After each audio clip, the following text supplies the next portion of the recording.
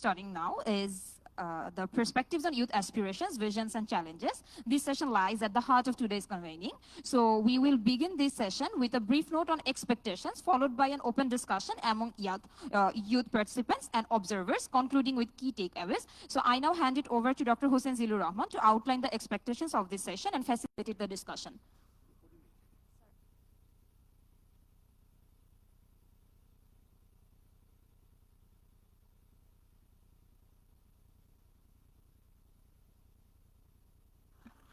দুঃখিত একটু দেরিতে শুরু করার জন্য, এবং আমি অনুরোধ করব যারা হয়তো একটু পিছনের টেবিলে আসেন আপনারা চাইলে একটু সামনের দিকে চলে আসতে পারেন, ফাঁকা জায়গা দেখলে একটু চলে আসতে পারেন। এই আজকের এই সেশনটা হচ্ছে আমাদের সারাদিনের মূল সেশন। এখানে আমরা তরুণদের কথা শুনতে চাই, এবং এটা শোনাবার জন্য আমরা যেভাবে এটাকে সাজিয়েছি সেটা হচ্ছে আমরা 4টা বিষয়ে আগামী 1.5 থেকে 2 ঘন্টা আমরা সময় কাটাবো।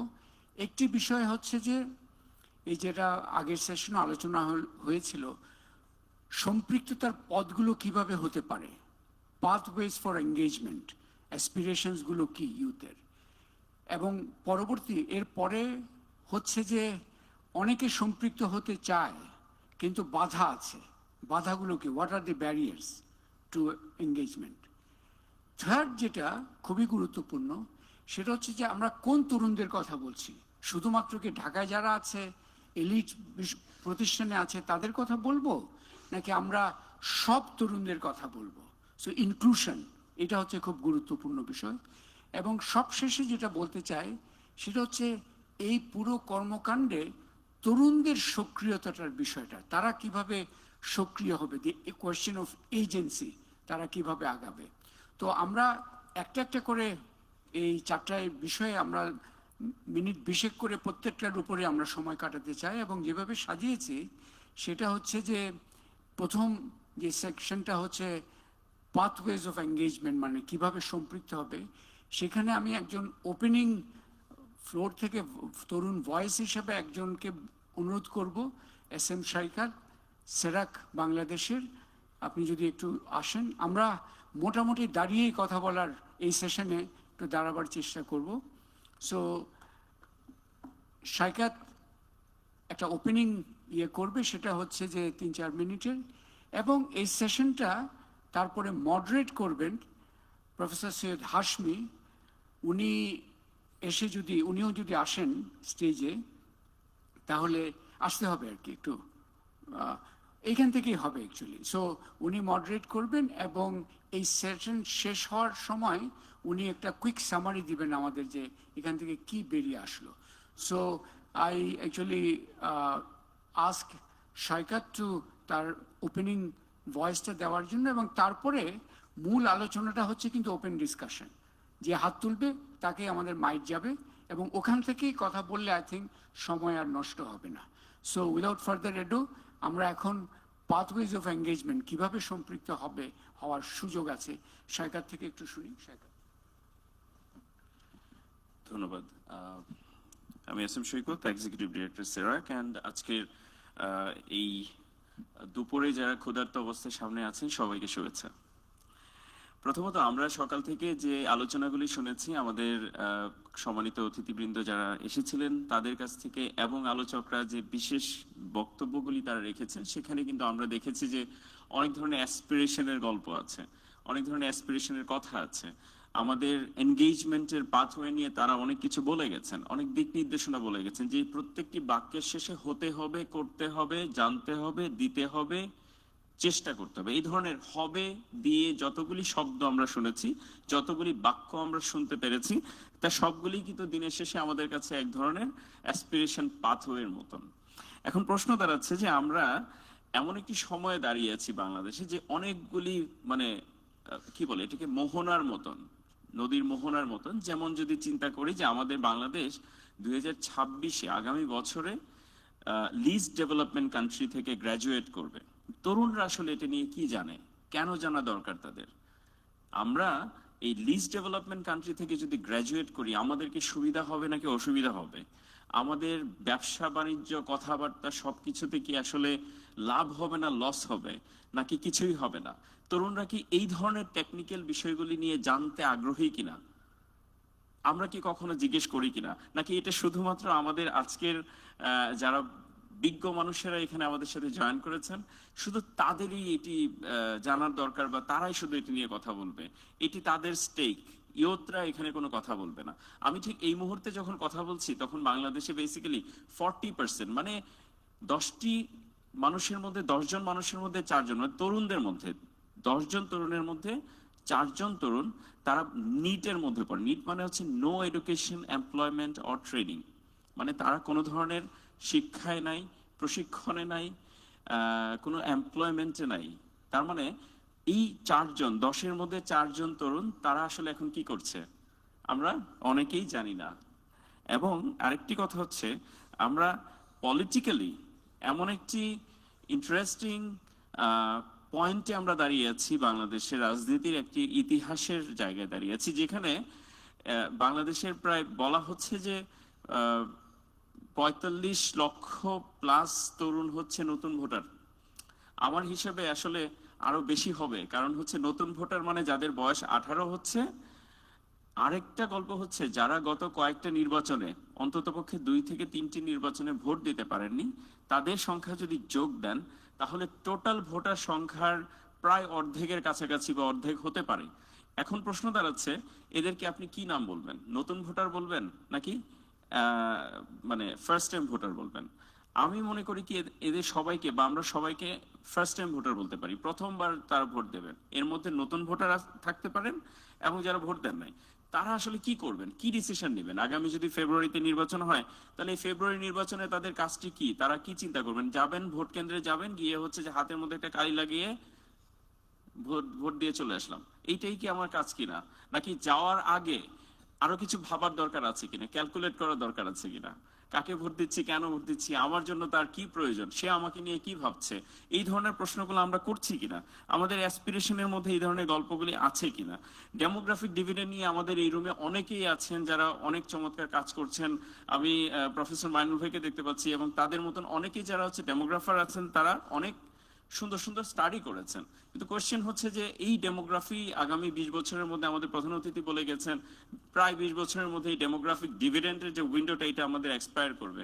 আমরা আসলে কি জানি কিনা, জানলে কি ভাবছি কিনা, ভাবলে লাভ কি? এই প্রশ্নগুলো আমাদেরকে নিজেদের করতে হবে, কারণ আসলে এইগুলো এখন আর কোনো অবস্থাতেই মানে এই মুরব্বীদের হাতের কিছু নাই, অনেস্টলি স্পিকিং, সিনিয়রদের না, এটা এখন আপনাদের। কারণ হচ্ছে বাংলাদেশে এই মুহূর্তে, আমি যদি ওপেন একটা প্রশ্ন করি আজকের এখান থেকে, যে আমাদের এই মুহূর্তে বাংলাদেশের সবচেয়ে বেশি পরিমাণ যে জনগোষ্ঠী, তাদের বয়স কত? কেউ বলতে পারবে? 2025 সালে সবচেয়ে বেশি জনগোষ্ঠী যে, তাদের একটা বয়সের নাম্বার আছে, মানে কত বয়স্ক জনগোষ্ঠী?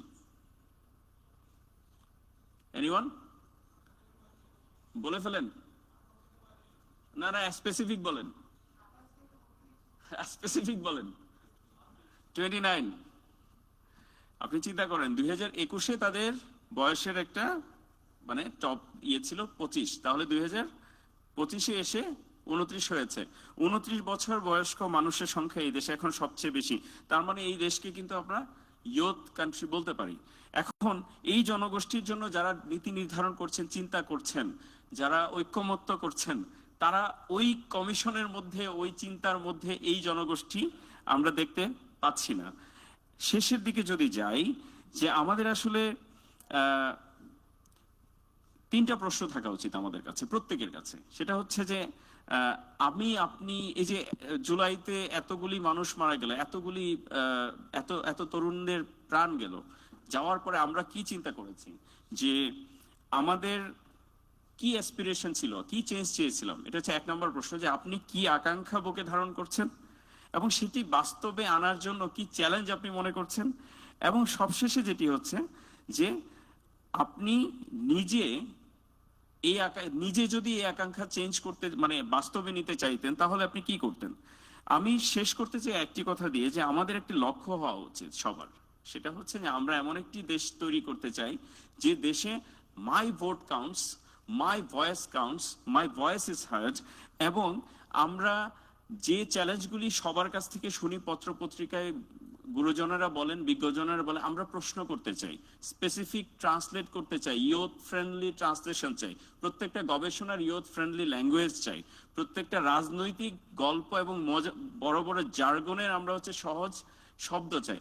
এই কথাগুলি দিয়ে আমার মনে হয় যে আজকের মুক্ত আলোচনা পর্বটা শুরু হোক এবং আপনারা প্রশ্ন করি। আমাদের এই প্রশ্নগুলি আমাদের জন্য এবং আমাদের এই পরবর্তী আলোচনাকে গাইড করার জন্য। আপনাদের সকলকে ধন্যবাদ গুরুত্বপূর্ণ এই সেশনে অংশগ্রহণ করার জন্য। ধন্যবাদ।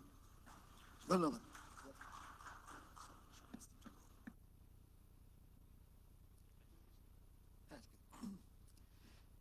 এখনকার পর্বে আমরা শুনতে চাচ্ছি বিভিন্ন জেলা থেকে আসা এবং ঢাকাস্থ যারা রয়েছে, যারা যুবক রয়েছে, তাদের চিন্তা, তাদের আশা আকাঙ্ক্ষা এবং কিভাবে তারা সংঘবদ্ধভাবে তাদের যাতে করে ভয়েসটা শোনা যায়, তাদের ইচ্ছা আকাঙ্ক্ষা প্রতিফলিত হয়, এই দিয়ে আমরা একটা আলাপ করতে চাচ্ছি এখন। তো আপনারা যারা বলতে ইচ্ছুক হাত তুলবেন, আর আমি ডাকলে একটু নামটা জানাবেন এবং কোত্থেকে আসছেন, যদি কোনো সংগঠন হয়ে থাকে তার পরিচিতি একটু দিয়ে, হ্যাঁ, যে এই সংগঠনের নাম।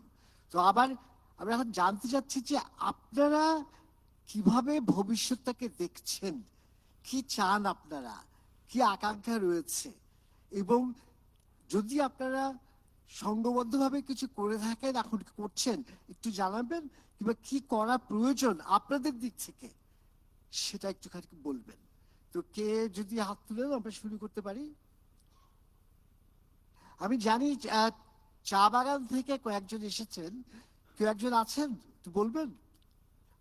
সেটা আমার নিজস্ব অনেক ইন্টারেস্ট রয়েছে। আমি ফিলিপ গাইনকে বলেছিলাম একটু দাঁড়ান, দেখতে পাচ্ছি না।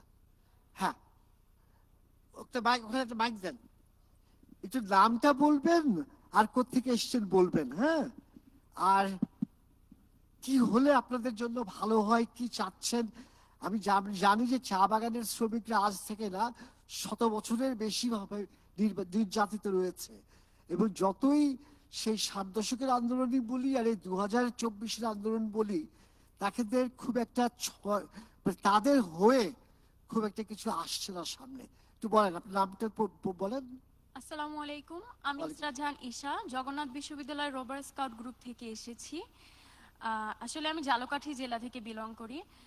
আর আজকে আমার যে বিষয়টা এখানে মানে শেয়ার করার ইচ্ছে, সেটা হচ্ছে বাংলাদেশের যে পলিটিক্যাল সিস্টেমটা আছে, যেখানে আসলে আমরা দেখি বিভিন্ন পার্টিজ, যেই পার্টিগুলোই আছে বাংলাদেশে, সেই পার্টিগুলোতে কিন্তু এল্ডার যে বা বয়স্ক যারা আছে তাদেরকে বেশি প্রায়োরিটি দেওয়া হয় পলিসি মেকিং এর ক্ষেত্রে। সেখানে কিন্তু ইউথদের ইনভলভমেন্ট আমরা দেখি না। তো সেক্ষেত্রে এই সিস্টেমটা কিভাবে চেঞ্জ হওয়া সম্ভব, অথবা ইউথদের এঙ্গেজমেন্ট এখানে পলিসি মেকিং এ করা সম্ভব কিনা, এটাই আমার জানার বিষয় এবং এটাই আমার আকাঙ্ক্ষা, যাতে ইউথরা হচ্ছে সেই জায়গায় যেতে পারে এবং তারা নিজেদের যে চিন্তা ভাবনাগুলো আছে, ইনসাইটগুলো যাতে শেয়ার করতে পারে। ধন্যবাদ। ধন্যবাদ। আমি চা বাগানের শ্রমিক চেয়েছিলাম। হ্যাঁ, বলেন।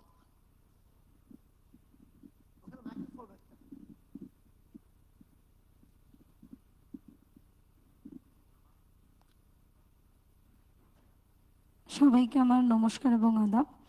আমি সিলেট থেকে হবিগঞ্জ জেলার দেওন্দী চা বাগান থেকে এসেছি, এবং আমি এসেছি এবং আমরা 3 জন এসেছি মোট। তো এখানে আমি জানি না হয়তো এত গুছিয়ে কথা বলতে পারবো কিনা, তো কথার মধ্যে ভুল ত্রুটি হলে সত্যি ক্ষমা দৃষ্টিতে দেখবেন। তো আমরা হচ্ছি চা বাগানের মানুষ, যেটাকে বলা হয় পিছিয়ে পড়া জনগোষ্ঠী। তো আমরা চাইলেও অনেক কিছু করতে পারি না আসলে। আমাদের কথায় একটা আছে যে নুন আনতে পান্তা পুরাই, সেই ভাগ্যহত চা শ্রমিক আমরা। তো আমাদের বরাবরই সবসময় লড়াই থাকে ভূমি অধিকার নিয়ে, যেটা আমরা যেখানে থাকি ওখানের তো মালিকানা আমাদের না, সেটা মালিক পক্ষের, ওনারা নির্ধারিত করে দিয়েছেন। এবং আমাদের যে বৈষম্যতা মজুরি 178 টাকায় হচ্ছে গিয়ে আমাদের জীবন চলমান, এটা নিয়ে আমরা মানে কিভাবে কি করব এটা নিয়েই কুল পায় না, ভেবে কুল পায় না। এবং আমরা চাই, আমাদের ইচ্ছা অনেক কিছু, যে আমরা চা বাগান থেকে, মানে চা বাগানের গণ্ডি থেকে বেরিয়ে আরো অনেক দূর যেতে চাই, কিন্তু আমাদের এই যে আর্থিক যে সংকট, সেজন্য আমরা অনেক অনেক অনেক পিছিয়ে, আমাদের তেমন সুযোগ সুবিধা আমরা পাই না এবং আমাদের বিভিন্ন ধরনের সমস্যা থাকে। ধন্যবাদ। আর কে? হ্যাঁ, ওই যে পেছনে, হ্যাঁ, একটু একটু দাঁড়ান আপনি। হ্যাঁ, ওই যে মাইক্রোফোন ওখানে, এই পাশে কে মাইক্রোফোন নিয়ে থাকলে ভালো হয়, দুপাশে 2-3 জন থাকলে ভালো হয়। না, পেছনে আগে, পেছনে মেয়েটাকে আমি আগে বলেছিলাম, তারপরে আপনি বলেন। হ্যাঁ হ্যাঁ, বলেন নামটা আর কোথা থেকে এসেছেন।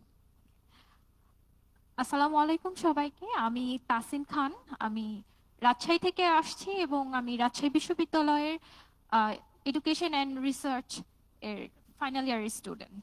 যাই হোক, আমার আরেকটা পরিচয়, এটা অবশ্য পরিচয় নয়, এটা আমার একটা এক্সপিরিয়েন্স, যে যেই রাকসু নির্বাচন হলো, আমি সেইখানে একজন বিজিত ভিপি পদপ্রার্থী। তো এই যে আমার এক্সপিরিয়েন্সটা, সেইখান থেকে আমার ইউথ জেনারেশনটাকে বা আমার যে জেনারেশনটাকে সেটাকে অবজার্ভ করার একটা বেশ ভালো সুযোগ হয়েছিল। তো সেইখান থেকে কিছু শেয়ার করতে চাচ্ছি, যে এই রাকসু নির্বাচনের প্রচারণাকালীন সময়টাতে আমরা যখন বিভিন্ন হলে গেছি প্রচারণার জন্য, আমরা খুব কমন একটা দৃশ্য দেখেছি যে আমাদের হলগুলোর বিভিন্ন রুমে একটা সুন্দর করে সাদা কাগজে পোস্টার লাগানো আছে যে পরীক্ষা চলছে, নক করবেন না বা এরকম। তো এইখান থেকে আমরা বুঝতে পারি যে আমাদের স্টুডেন্টরা আসলে পড়াশোনাটাকে কতটা সিরিয়াসলি নিচ্ছে। কিন্তু আমাদের সবচেয়ে বড় হতাশার আর কষ্টের জায়গা, যে আমরা যে এত সিরিয়াসলি পড়াশোনা করছি বা এত পরিশ্রম করছি এই জায়গাটাতে, দিন শেষে আমরা জাস্ট বেকার হিসেবে বের হচ্ছে, এক আনফিট গ্র্যাজুয়েট হিসেবে বের হচ্ছি। ফলে দেখা যাচ্ছে যে আমাদের প্রতি 3জন গ্র্যাজুয়েটের মধ্যে একজন বেকার থেকে যাচ্ছে। ইভেন আরো হতাশার বিষয় হচ্ছে যে আমাদের বিশ্ববিদ্যালয় যেখানে আমরা পড়াশোনা করছি, সেখানে আমাদেরকে ফার্স্ট ইয়ার থেকে শুনতে হয় যে শিক্ষক হওয়ার জন্য কি লাগে, হ্যাঁ রেজাল্ট লাগে, রিসার্চ লাগে, আমার লাগবে পলিটিক্যাল ব্যাকআপ, আমার লাগবে সুপারিশ। এই যে এই লুপটা, এটা যেন কোনোভাবেই পরিবর্তন হচ্ছে না। উপর থেকে দেখা যায় যে চাকরির বাজারে গিয়ে আমাদের এখন আমরা মানে 4th ইয়ারের মধ্যে আছি, ইন্ডাস্ট্রিয়াল রেভলিউশনের মধ্যে, আমরা কিছুদিন পর 5th ইন্ডাস্ট্রিয়াল রেভলিউশনে ঢুকবো, অথচ আমাদের যেই পড়াশোনা সেখানে এই রিলেটেড কিছুই পড়ানো হয় না। ফলে আমরা চাকরির বাজারে পিছিয়ে যাচ্ছি। যেখানে আমাদের বিশ্বমানের শিক্ষার্থী বা বিশ্বমানের নাগরিক হয়ে গড়ে ওঠার কথা ছিল, সেখানে আমরা একেবারেই মানে অকেজো হয়ে যাচ্ছি। ধন্যবাদ। আচ্ছা, আচ্ছা, হ্যাঁ, একটু বলেন বলেন আরেকটু। মানে আমি তো এতক্ষণ ধরে শুধু সমস্যাগুলো বললাম আর কি। তো এই যে এই আমাদের দুর্নীতি বা এই যে এই পলিটিক্যাল একটা কেওয়াসের মধ্যে থাকার কারণে আমাদের যে ক্ষতিটা হচ্ছে, এটার অন্যতম একটা কারণ হচ্ছে যে আমরা পলিটিক্যালি অসচেতন। এই পলিটিক্যালি অসচেতনতাটা দূর করার জন্য আমাদের খুবই উচিত যে এমন কিছু প্রোগ্রাম রান করা যেগুলো আমাদেরকে, আমরা আসলে কিসের মধ্যে আছি এবং এখান থেকে কিভাবে উদ্ধার হওয়া যায়, পলিটিক্সটা কিভাবে আমাদের দৈনন্দিন জীবনের সাথে, আমি যে চাল খাচ্ছি সেটার দামের সাথে সম্পৃক্ত, সেটা বোঝানো হয়, যেন মানুষ অন্ধ হয়ে না যায়। যেই মানুষগুলো গত বছর প্রাণ দেওয়ার জন্য রাজপথে এসেছিল, সেই মানুষগুলো 1 বছরের মাথায় দেশ ছাড়ার চিন্তা কেন করবে? তো এই যে নাজিফা আপু যেটা বলে গেল যে ফিরে যাওয়া যাবে না, এইটার জন্য আমাদেরকে প্রোগ্রামগুলো অ্যারেঞ্জ করা উচিত আর কথা বলা উচিত, যেন আমরা ইউথদেরকে এঙ্গেজ করতে পারি। অবশ্যই, ধন্যবাদ। একজন কে ছিলেন, দাঁড়িয়েছিলেন? ধন্যবাদ। আমি মোহাম্মদ জামাল হোসেন। আমি এসেছি লালমনিরহাট থেকে। আমি 2025-এ 15ই সেপ্টেম্বর প্রধান উপদেষ্টা আমাকে জাতীয় পুরস্কার দিয়েছেন। বাংলাদেশে 12 জন তরুণকে এই পুরস্কার দিয়েছেন যুব এবং ক্রীড়া মন্ত্রণালয়, তার মধ্যে আমি একজন। আমি এনওএফ ন্যাশনাল ইউথ ফোরাম প্রায় 17 লক্ষ ইউথকে নেতৃত্ব দিচ্ছি। আমরা 192টি প্রতিষ্ঠান নিয়ে কাজ করছি, সাপোর্টেড বাই ভিওচ আমাদের করছে ন্যাশনাল ইউথ ফোরাম। আমি যে প্রতিষ্ঠানটি করেছি একেবারে প্রত্যন্ত অঞ্চল ছিটমহলের, একেবারে ভারতের কাছে, সেটি হচ্ছে সারপুকুর যুব ফোরাম পাঠাগার, একটি সংগঠন। 14 সালে আমি শুরু করি, যেটির গল্প আপনারা দেশি বিদেশে বিভিন্ন জায়গায় শুনতে পাবেন। তা আমার আজকে স্যার যেখানে আপনি বলেছেন আমার প্রত্যাশার জায়গা, আমার প্রথম প্রত্যাশার জায়গা, আমার যুব হিসেবে আমার বয়সটা আপনি নির্ধারণ করবেন। কারণ জাতিসংঘ বলছে যে 15 থেকে 24, আপনি কখনো বলছেন 18 থেকে 35, আবার বলছেন, এখন বলছেন 18 থেকে 40, আবার এমন প্রজ্ঞাপন আমরা দেখেছি 18 থেকে 45। প্রথমে আমার বয়সটা আপনি নির্ধারণ করবেন। 2 নম্বর বিষয়টা হচ্ছে যুব এবং ক্রীড়া মন্ত্রণালয়। আপনি বলছেন বাংলাদেশের 7টি মন্ত্রণালয় কাজ করছে যুবকদের নিয়ে, স্পেসিফিক ভাবে বলে দিবেন যে যুবকদের জন্য আসলে কারা কাজ করছে। মানে আপনি এত যুবকদের লিডারশিপের কথা বলছেন, যুবকদের কথা বলছেন, স্পেসিফিক বাংলাদেশে কারা আসলে যুবকদের নিয়ে ভাবছে। 2 নম্বর বিষয় হচ্ছে যুব কাউন্সিল গঠন, যারা পুরো পৃথিবীতে আছে। আমাদের বাংলাদেশের যুব কাউন্সিলে যেটা ছিল সেটা মুখ থুবড়ে আবার পড়ে গেছে। যুব গবেষণা সেল, আমি জানি না, আমার বয়স অল্প, বাংলাদেশের যুবকদের নিয়ে কতটা গবেষণা হয়েছে। আমরা বলি যে বাংলাদেশে 5 কোটি তরুণ, আপনি কেউ বলছে 10 কোটি তরুণ, স্পেসিফিক সংখ্যাটা কত আমি যদি সংখ্যা না জানি সেটা হবে না।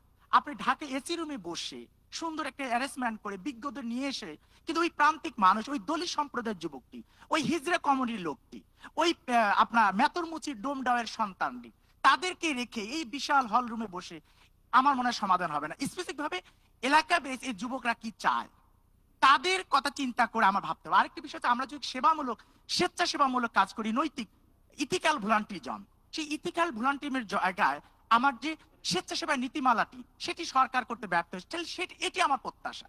আমার যুব নীতিমালাটি যেটা 2003 সালে 17 সালে করেছে, এখন পর্যন্ত বাংলাদেশের যুব নীতিমালা হলো না। তার মানে আমার যদি আইনে আপনি বাধা বলছেন যে আইন আছে, আগে আমার আইন দরকার, তারপর মানবো কিনা হবে কিনা সেটা পরের সাবজেক্ট। আরেকটি বিষয় হচ্ছে আমরা যারা সেবামূলক কাজ করি, এই স্বেচ্ছাসেবামূলক বিভিন্ন সংগঠন আছে, আমরা করতে বিভিন্ন সমস্যার সম্মুখীন হই।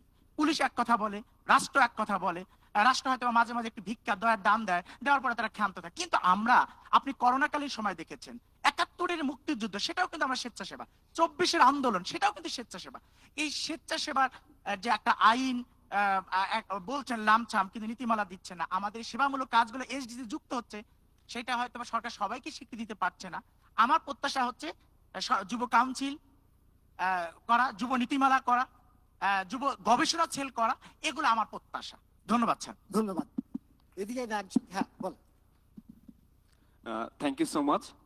আমার নাম মোহাম্মদ হোসেন আলী। আমি এসেছি দেশের দক্ষিণ পশ্চিম অঞ্চলের উপকূলীয় সুন্দরবন ঘেঁষা জনপদ সাতক্ষীরা থেকে। আমি আজকে প্রতিনিধিত্ব করছি ইউথ অ্যাডাপ্টেশন ফোরাম সাতক্ষীরার প্রেসিডেন্ট হিসেবে। এর পাশাপাশি আমার আরেকটি পরিচয় রয়েছে, আমি দেশের সর্ববৃহৎ volunteer organisation volunteer for Bangladesh Khulna ডিভিশনের জেনারেল সেক্রেটারি। আমার আজকের এখানে এখানে চ্যালেঞ্জের কথা বলা হয়েছে। আমি একদম গ্রাসরুট লেভেলে কাজ করার আমার যে অভিজ্ঞতা থেকে আমি বলতে চাই সেটা হচ্ছে যে পতিত সরকারের আমলে একটি প্রথা চালু ছিল, যারা ভালো কাজ করতো বা যারা ভালো জায়গায় যেত তাদেরকে শিবির ট্যাগ দেওয়া হতো। তো এখন হচ্ছে যারা ভালো কাজ করে তাদেরকে ছাত্রলীগ ট্যাগ দেওয়া হয়। তো আপনারা এই যে জায়গাগুলো থেকে ইউথরা যখন একদম গ্রাসরুট লেভেলে কাজ করে, তো তারা কাজ করতে গেলে অনেক সময় অনেক চ্যালেঞ্জেস তাদেরকে ফেস করতে হয়। তো ইউথদের মেন্টালি সাপোর্ট দেওয়ার জন্য আপনাদের উদ্যোগে বা ন্যাশনালি কোনো মেন্টাল সাপোর্ট সেন্টার করা যায় কিনা, নাম্বার 1। আর নাম্বার 2 হচ্ছে দক্ষিণ পশ্চিম অঞ্চলের মানুষ, আমাদের ইউথদেরকে বলি ইউথরা মাইগ্রেশন হয়ে অন্যত্র চলে যাচ্ছে। এটা ক্লাইমেট চেঞ্জ একটা আমাদের খুব বড় একটা ইম্প্যাক্ট ফেলছে আমাদের যে দৈনন্দিন জীবন। সো আমাদের এখন বলা হচ্ছে যে অ্যাডাপ্টেশন ছাড়া আমাদের কিছু করাই সম্ভব হচ্ছে না। সো আমাদের বর্তমান প্রেক্ষাপটে কিন্তু অ্যাডাপ্টেশন জিনিসটা কিন্তু আমরা সকলে স্কিপ করে চলে যাচ্ছি। সো অ্যাডাপ্টেশন ভিত্তিক আমি যেটাই যাই না কেন, দক্ষিণ অঞ্চলের মানুষকে যদি আমি অ্যাডাপ্টেশনের ভিতরে না আনতে পারি তাহলে হয়তো এই দক্ষিণ অঞ্চল একটা সময় থাকবে না। তালের সাথে তাল না মিলিয়ে, যুগের সাথে যুগ না মিলিয়ে, দুর্যোগের সাথে যদি সহনশীল পর্যায়ে থাকতে না পারে তাহলে কিন্তু তারা ওই অঞ্চলে চলতে পারবে না। আমি যদি আমাদের দক্ষিণ অঞ্চলের কথা বলি, সাতক্ষীরারই আমি যদি একটা প্রেক্ষাপট তুলে ধরি আপনাকে স্যার। সাতক্ষীরাতে আমি যদি 88 যে ঝড়টা বলা হয়, 88 ঝড় থেকে 2020 সালে যে ঘূর্ণিঝড় আমফান পর্যন্ত হয়েছে, এই সময়টুকুর মধ্যে প্রায় 35 থেকে 50 হাজারের মতন মানুষ তাদের ভিটা মাটি ছেড়ে, তাদের বাপ দাদার আদি সম্পত্তির ছেড়ে তারা কিন্তু একদম অন্যত্র চলে গিয়েছে, রাজধানী ঢাকায় চলে এসেছে, আমাদের ডিভিশনাল শহরে চলে এসেছে। এটা কিন্তু একদম ক্লাইমেট চেঞ্জের কারণে।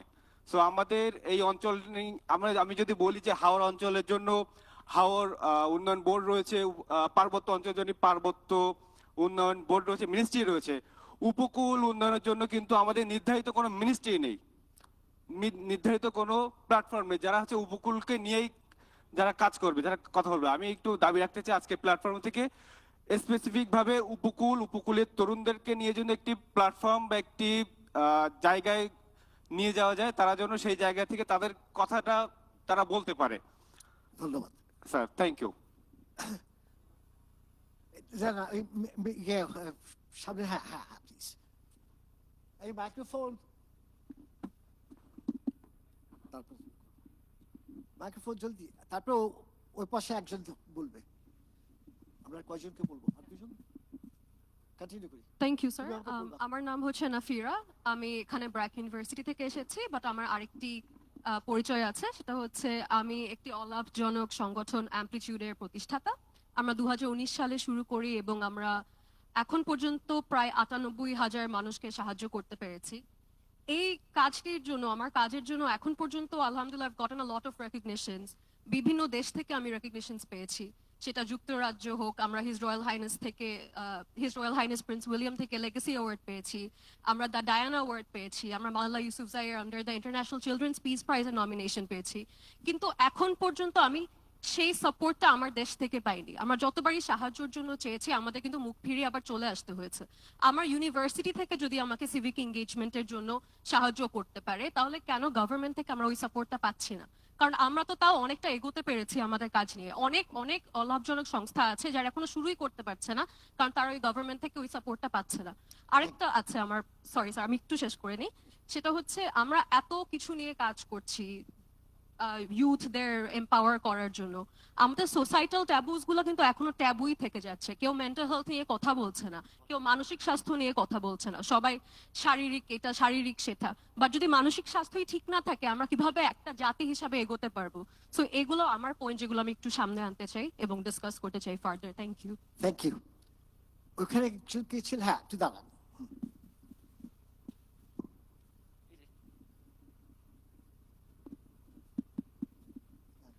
আসসালামু আলাইকুম, আমি খেজুরের গুড় ফুলের মালা নকশিকাতা যশোর জেলা থেকে আসছি। আমি মোহাম্মদ ফরদ হোসেন নয়ন।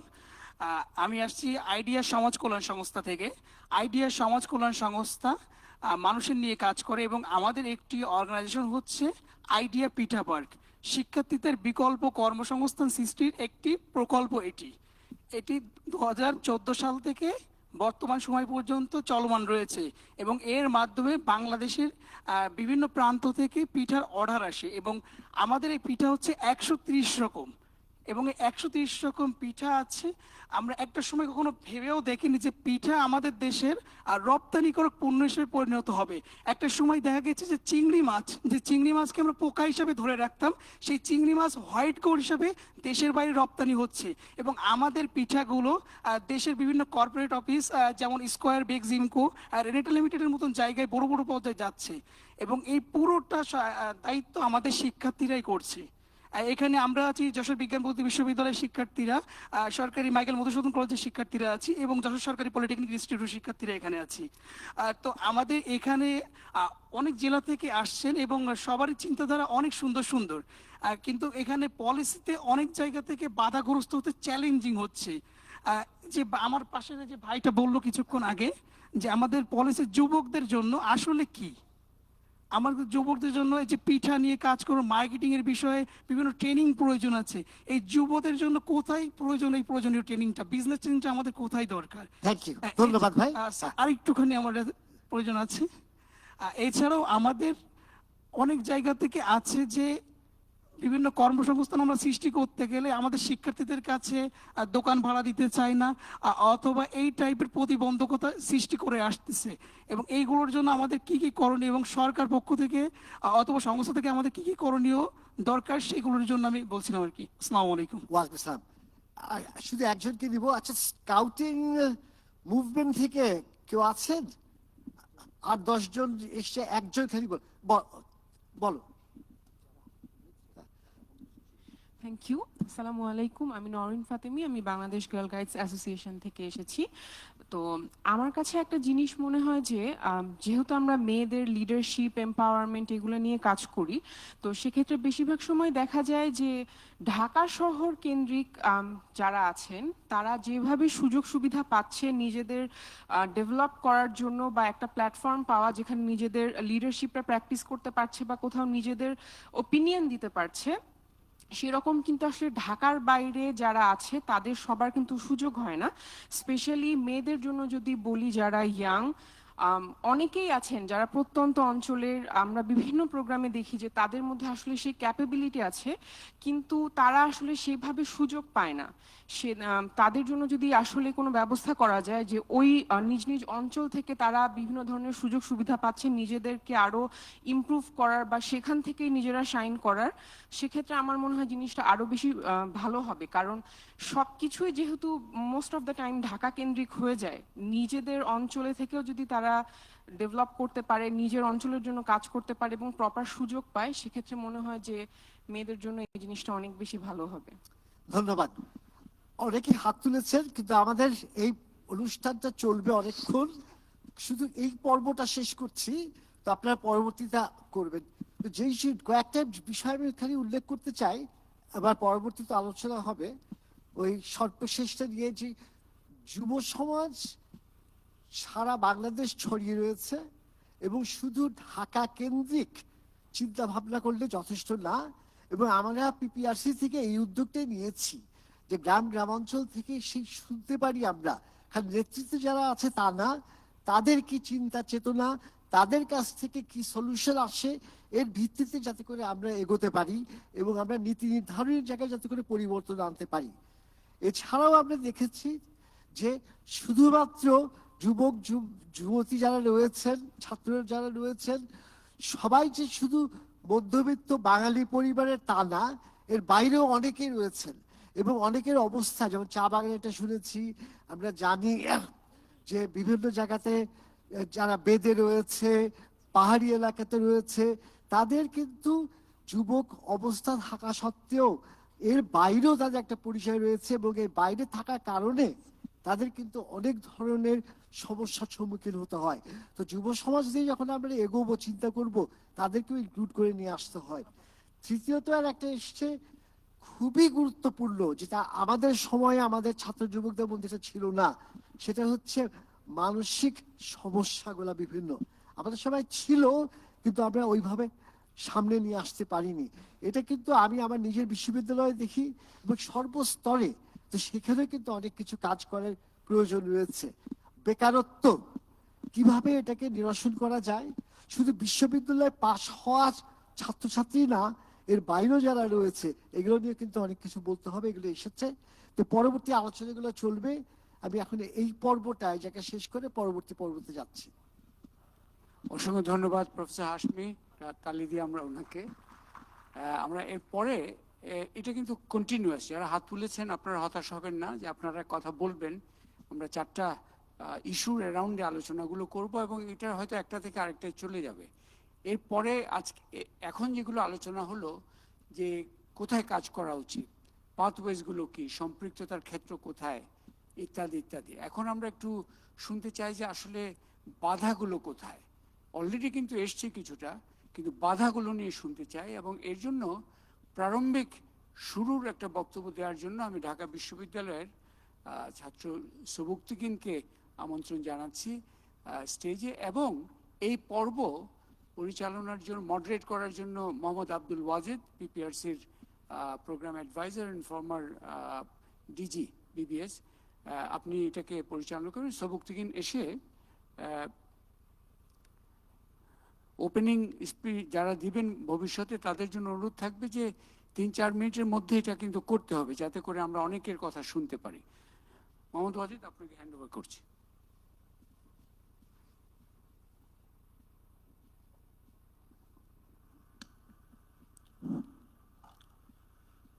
সবাইকে শুভেচ্ছা। আমি মোহাম্মদ সবুক্তগিন, ঢাকা বিশ্ববিদ্যালয় থেকে এসেছি। আজকে এখানে অনেকক্ষণ ধরেই আমরা যে আলোচনাগুলো হচ্ছে সেগুলো শুনছি। বিভিন্ন সুন্দর সুন্দর চিন্তা ভাবনা আমরা জানতে পারছি। সবারই এক এক ধরনের অ্যাসপাইরেশনস আছে, ভিশন আছে, কিন্তু দেখা যায় যে সবাই কোথাও না কোথাও বাধাগ্রস্ত হচ্ছি বিভিন্নভাবে। ইভেন আমরা এই যে একটু আগে আলোচনা করলাম যে আমাদের পাথওয়েজ গুলো কি হওয়া উচিত, সেখানেও আমরা দেখছি যে বিভিন্ন ধরনের সমস্যার কথা অলরেডি চলে এসেছে, আরো হয়তো আসবে সামনে। আমি কিছু বিষয় এখানে তুলে ধরতে চাই। সেগুলোর মধ্যে প্রথম যে জিনিসটা আমি বলতে চাই সেটা হচ্ছে আমাদের যে একটা রাজনৈতিক সংস্কৃতি বাংলাদেশে বর্তমানে প্রচলিত, এটা আসলে তরুণদের জন্য খুব একটা সুবিধাজনক না, বা তাদের যে কার্যক্রম পরিচালনার জন্য খুব একটা তাদের সামনের দিকে এগিয়ে যাওয়ার জন্য বা নিজেকে তুলে ধরার জন্য সেটা বাধাগ্রস্ত করছে আমাদেরকে বিভিন্নভাবে। প্রথমত আমরা দেখতে পাচ্ছি গত জুলাই রেভলিউশন বলি বা জুলাই যে গণ অভ্যুত্থান যাই হয়েছে, সেখানে অনেকেই পার্টিসিপেট করেছেন, অনেকেই বলা হচ্ছে যে অলরেডি তারা পড়ার টেবিলে ফিরে গেছেন। এটার একটা বড় কারণ হিসেবে অনেকেই চিহ্নিত করেছেন যে সেখানে রাজনীতিতে ভালো মানুষের জন্য কোনো স্থান রাখা হয়নি। আসলে আমাদের সংস্কৃতিটাই এইভাবে গড়ে উঠেছে। আমরা হয়তো আগে থেকেই বিভিন্নভাবে দেখেছি যে খুবই ভায়োলেন্ট একটা কালচার আমাদের এখানে চলছে। এটার বিপরীতে যে একটা গণতান্ত্রিক কালচারের যে প্রয়োজনীয়তা ছিল সেটা অনেকটাই অনুপস্থিত ছিল বিভিন্ন সময়ে। তো গণতান্ত্রিক যেই ব্যবস্থা সেটা অনেকটা পিসফুল হওয়ার কথা, সেই ব্যবস্থা না থাকায় দেখা যাচ্ছে যে যারাই আসছেন, যারাই ভয়েস রেজ করছেন, তাদেরকে প্রতিপক্ষরা বিভিন্নভাবে নোংরা উপায়ে তাদেরকে কাউন্টার করার চেষ্টা করছেন। আমরা দেখেছি সাইবার বুলিং এর অবস্থা। অনেক নারী অভিযোগ করেছেন যে নারীদের জন্য আমাদের যে বর্তমান যে সাইবার স্পেসটা বা আমাদের যে রাজনৈতিক অঙ্গনে যে একটা ডিজিটাল অঙ্গন গড়ে উঠেছে, সেটা আসলে নারীদের জন্য খুব একটা সেফ না। কারণ আপনি একটা ভয়েস রেজ করলে দেখা যায় যে বিভিন্নভাবে বুলিং করা হচ্ছে, তারপর অন্যান্য কনসিকুয়েন্স তো আছেই, যেমন বিভিন্ন হুমকি ধমকি দেওয়া, ফ্যামিলির প্রেশার আছে। অনেক ক্ষেত্রে দেখা যায় যে অনেকে ফ্যামিলির সাপোর্টও পান না এইসব ইস্যুতে। আরেকটা বিষয় যে আমাদের প্ল্যাটফর্মের একটা ঘাটতি আছে, যে গণতান্ত্রিক চর্চার জন্য যে ধরনের প্ল্যাটফর্মগুলো থাকার কথা, থাকা উচিত ছিল, সেগুলো খুবই অপ্রতুল প্রয়োজনের তুলনায়। যে ধরনের আয়োজনগুলো হচ্ছে, যে ধরনের প্ল্যাটফর্মগুলো গড়ে উঠেছে, আমরা দেখতে পাচ্ছি আজকে এখানে আমরা একত্রিত হয়েছি, আরো অনেকেই হয়তো এই ধরনের প্রোগ্রামে পার্টিসিপেট করতে চাইতে পারেন বা চেয়েছেন, বা যদি জানতেন এমন একটা কিছু হচ্ছে, এখানে একটা ডিসকাশন হচ্ছে, তারা আসতে চাইতেন, কিন্তু অনেকেই হয়তো সেই সুযোগটা পাননি। তাদের আবার আলাদা যে কিছু কমপ্লিকেশন, তাদের যে কমপ্লেক্সিটি আছে, সেগুলো হয়তো আমরা জানতে পারবো না। আমরা আজকে এখানে থেকে অনেকের কথা জানতে পারবো যারা আমাদের মধ্যে নেই, তারা কি কি চ্যালেঞ্জগুলো ফেস করছেন সেগুলো আমরা জানতে পারবো না। আরেকটা বিষয় হচ্ছে আমাদের গণতান্ত্রিক শিক্ষা ব্যবস্থা বা যে গণতন্ত্র চর্চার জন্য যে ট্রেনিং দরকার, প্রপার একটা লাইফ স্টাইলের জন্য যে একটা এক্সাম্পল দরকার, সেগুলো অনুপস্থিত। শিক্ষায় যে ভয়েস রেজ করার জন্য আমাদের বর্তমানে তরুণদের যে ধরনের ট্রেনিং ব্যবস্থা থাকা উচিত সেটা নেই। আমরা একটু আগে শুনেছি যে কি ধরনের পাথওয়েজ আমাদের থাকা উচিত। সেখানে একজন প্রশ্ন তুলেছিলেন যে এলডিসি গ্রাজুয়েশন সম্পর্কে আমরা জানতে চাই কিনা। প্রশ্ন হচ্ছে, যদি আমরা জানতে চাই তাহলে আমাদের সামনে কি কি সুযোগ আছে, কারা আমাদেরকে শেখাবেন? সেক্ষেত্রে দেখা যায় যে যাদের আগ্রহ আছে তারা সবাই যে প্রপার যে সুযোগটা থাকার কথা সেটার অ্যাক্সেসটা পাচ্ছেন না। অনেকেই দূরত্বের কারণে অনেক জায়গায় অ্যাক্সেস করা হচ্ছে না, অনেক জায়গায় ডিজিটাল ডিভাইড এখনো রয়ে গেছে আমাদের প্রত্যন্ত অঞ্চলে। যদিও সবার হাতে হাতে স্মার্টফোন, কিন্তু দেখা যাচ্ছে যে ডিজিটাল লিটারেসি সবার মধ্যে নেই। এই ধরনের আরো অনেক সমস্যা আছে। তো যাই হোক, আমাদের এখানে সমস্যা তো থাকবেই, সমস্যা থেকে উত্তরণের যেই প্রচেষ্টা সেটাও চলতে থাকবে। আশা করি আমাদের এখান থেকে আমরা জানতে পারবো আরো কি কি সমস্যা আছে আমাদের যারা আলোচনা করবেন। আমি আমার কথা এখানেই শেষ করছি। সবাইকে শুভেচ্ছা। যুবক বন্ধুরা, আপনারা এতক্ষণ সবুক্তিনের বক্তব্য শুনলেন। ব্যারিয়ার নিয়ে বাধা কোথায়? যুবকদের, আমি যুবক বলতেও মেয়ে পুরুষ উভয়কেই বোঝাচ্ছি, যুবতী শব্দ উচ্চারণ করছি না। তো এই বাধাগুলো নিয়ে কিছু আলোচনা হয়েছে, অনেক অনেক আলোচনা আছে। তো আমি এখন আপনাদের কাছ থেকে আমরা শুনবো। আমি আহ্বান করছি, আমি প্রথমত একজন ছেলে একজন মেয়ে এইভাবেই আলোচনা শুনতে চাই। জি স্যার। আচ্ছা, এই লাইটের কারণে একটু, হ্যাঁ প্লিজ, ওই কর্নারে একজন যুবক ভাই আছে, ওর কাছে মাইক পাঠিয়ে দিন। তারপরে এদিক থেকে একজন মেয়ে বা যে কোনো একজন মেয়ে এদিকে রেডি থাকবেন। সবাইকে শুভ দুপুর। আমি সুজন মহন্ত, এখানে এসেছি একজন তরুণ সংবাদকর্মী হিসেবে। আমার জেলা হচ্ছে কুড়িগ্রাম। আমি কুড়িগ্রামের সমকালে জেলা প্রতিনিধি হিসেবে কাজ করছি।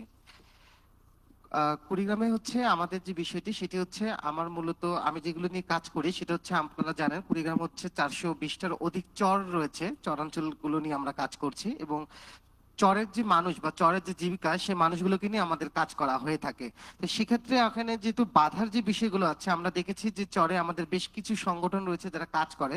তো কাজ করতে গিয়ে আমি যদি এখানে মেয়েদের বিষয়টি বলি, আসলে আপনারা জানেন যে চরগুলো হচ্ছে অনেক দুর্গম একটি অঞ্চল। এখানে কিন্তু যাতায়াত ব্যবস্থা খুবই দুর্গম। এখানে যেতে গেলে অনেক সময় লাগে, অনেক অর্থ ব্যয় হয় এই জায়গাগুলোতে যেতে। তারপর কিছু সংগঠন যারা কাজ করে এবং কাজ করার ক্ষেত্রে দেখা যায় নারীদের যে বাল্যবিয়ের কথা যদি আমরা বলি বা শিক্ষার কথা যদি বলি, এখানে বড় একটি বাধা হয়ে দাঁড়ায় হচ্ছে সামাজিক বুলিং যেটা রয়েছে। অর্থাৎ আমাদের চরাঞ্চলে সামাজিক বুলিংটা এখনো রয়েছে এবং যার কারণে আসলে এখনো কিন্তু বাল্য বিয়ে রয়েছে। হয়তো কিছু সংগঠন রয়েছে শহর কেন্দ্রিক যারা কাজ করছে, কিন্তু দুর্গম অঞ্চলে আসলে প্রকৃত সত্য যেটা বাস্তবতা, সামাজিক বুলিংটি একটি বড় বাধা হিসেবে দাঁড়াচ্ছে। আর আরেকটি বিষয় হচ্ছে, কিছু কিছু সংস্থা আমরা দেখেছি যারা চরের নারীদের নিয়ে কাজ করে এবং দেখা যাচ্ছে বিকল্প আয়ের ব্যবসা। অর্থাৎ আপনারা যদি জলবায়ুর কথা যদি আমি বলি, জলবায়ু অনেকে এখন আসলে তাদের পেশা হারিয়েছে আর তারা ঘরে বসে নানান ধরনের কাজ করছে। এই কাজ করতে গিয়ে আমরা দেখি যারা হাঁস মুরগি পালন করছে তাদের আসলে হাঁস মুরগি থাকার জন্য যে শেডটা, সেটি আসলে জলবায়ু উপযোগী না। আবার যারা আপনার হচ্ছে ঠোঙা বানাচ্ছে বা যারা মোমবাতি কিংবা নকশি কাঁথার মতন কাজ করছে, তারা আবার বাজারজাত করতে পারছে না। বাজারজাতকরণে একটি বড় বাধা হওয়ার কারণে কিন্তু আসলে তারা এই যে আপনার মূল স্রোতধারায় যে ফিরে আসবে এটা পারবে না। এবং আমি নিজেও দেখেছি যে আমাদের চরে একজন নারী রয়েছেন যিনি আসলে স্বামী পরিত্যক্তা, নিজে থেকে মাশরুম চাষে এখন উদ্বুদ্ধ হয়েছে। তার অনেক রয়েছে, কিন্তু সে আসলে বাজারজাত করবে বা কোথায় যাবে এটা পাচ্ছে না এবং আমাদের কিন্তু আসলে সেই সহযোগিতা দেখছি না। আরেকটি বড় বাধা যেটা আমরা দেখছি, যখন যারা আমাদের তরুণরা কাজ করছে চরাঞ্চলে, এই ক্ষেত্রে হচ্ছে আমাদের কিছু কিছু ক্ষেত্রে রাজনীতি ব্যক্তি যারা রয়েছে তারা যদি না পারে প্রশাসনিকভাবে একটি চাপ দিয়ে রাখছে আসলে নানাভাবে, যেখানে একটি আসলে এই বড় বাধা। তো আমরা যারা চর নিয়ে কাজ করছি, আপনারা জানেন বিভিন্ন দপ্তর থাকলে আসলে চর স্পেসিফিক ভাবে চরের জন্য কোনো মন্ত্রণালয় কিংবা কোনো আসলে অধিদপ্তর নেই।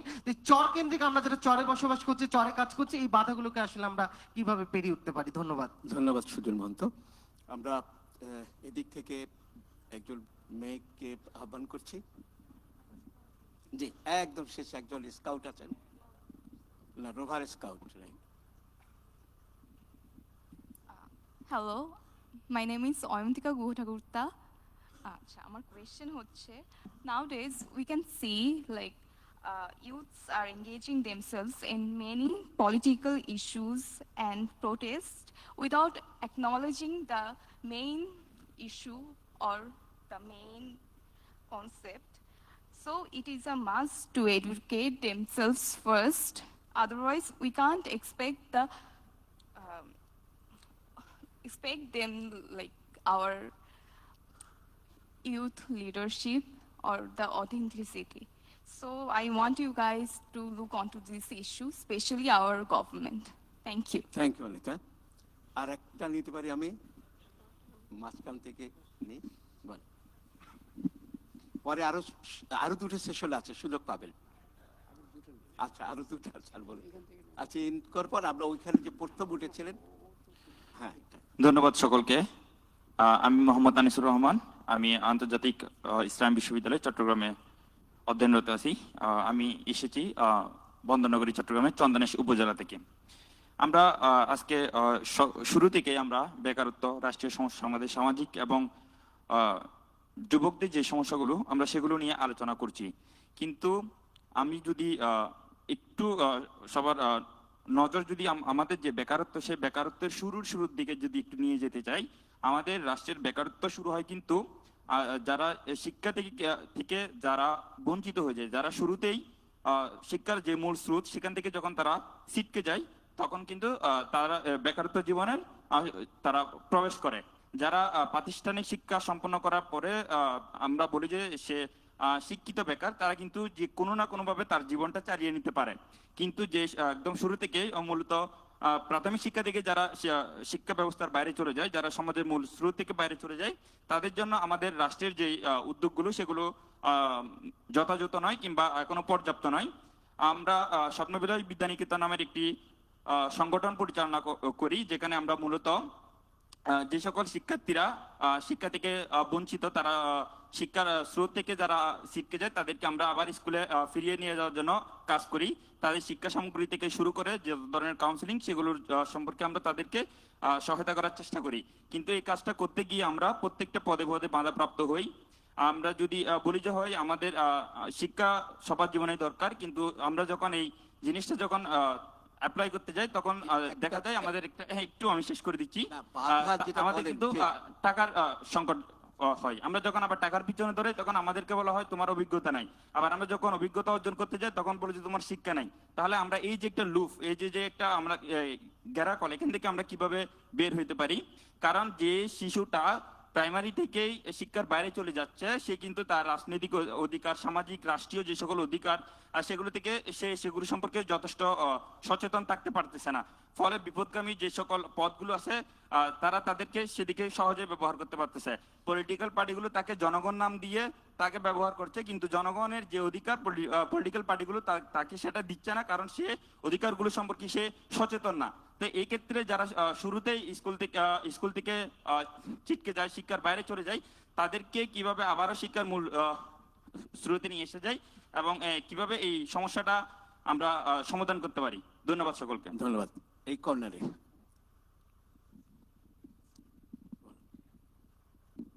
Thank you so much. আমি খুব শর্টলি বলে ফেলবো, যেহেতু আমাদের সময় স্বল্পতা আছে। আমি আসিফ মাহমুদ, আমি জাগো ফাউন্ডেশন থেকে এসেছি। আমি আসলে ধন্যবাদ জানাতে চাই এই আয়োজনটাকে, যেখানে আমরা আসলে সবাই নিজেদের ভয়েস গুলা দিতে পারছি। সো এই এসি রুমের আয়োজনগুলো আসলে প্রয়োজন আছে। আর দ্বিতীয়ত হচ্ছে, আমি আমার কথাটা 500 ইয়ুথ-লেড অর্গানাইজেশন যাদের সাথে আমি কাজ করি তাদের কথা। প্রথমত হচ্ছে আমাদের অর্গানাইজেশনগুলোকে স্ট্রেংথেন করতে হবে। আমাদের অর্গানাইজেশনগুলো ইয়ুথ-লেড অর্গানাইজেশন, যেগুলো একদম গ্রাসরুট, যারা নিজেদের সমস্যাগুলো নিয়ে কাজ করে, তাদের এই যে ভাইয়া বললেন ক্যাপাসিটি ডেভেলপমেন্টের যে ব্যাপারটা, এই ক্যাপাসিটি নাই তাদের ফান্ড অ্যালোকেশনের সুযোগ নেই, তারা ফান্ডের জন্য অ্যাপ্লাই করতে পারে না, তারা দেশে বিদেশে কোথাও থেকে কোনো ফান্ডের জায়গা পায় না। তাদের কিন্তু কাজ করার ইচ্ছা আছে, কিন্তু তারা কাজ করতে পারছে না। কেন? কারণ ফান্ড নেই, ক্যাপাসিটি নেই। আমি এই প্ল্যাটফর্ম থেকে চাইবো, শ্রদ্ধেয় জিল্লু স্যার আছেন, আমাদের দেশের যে 17-18 হাজার ইয়ুথ-লেড অর্গানাইজেশন আছে তাদেরকে যেন স্ট্রেংথেন করা হয় এবং তাদের বাধাগুলো যেন দূর করা হয়। আমি আজকে এই রুমে আছি, আমার খুলনায় যে পানির সমস্যাটা, যে অর্গানাইজেশন পানি নিয়ে কাজ করে, সে আমার থেকে অনেক ভালো বোঝে।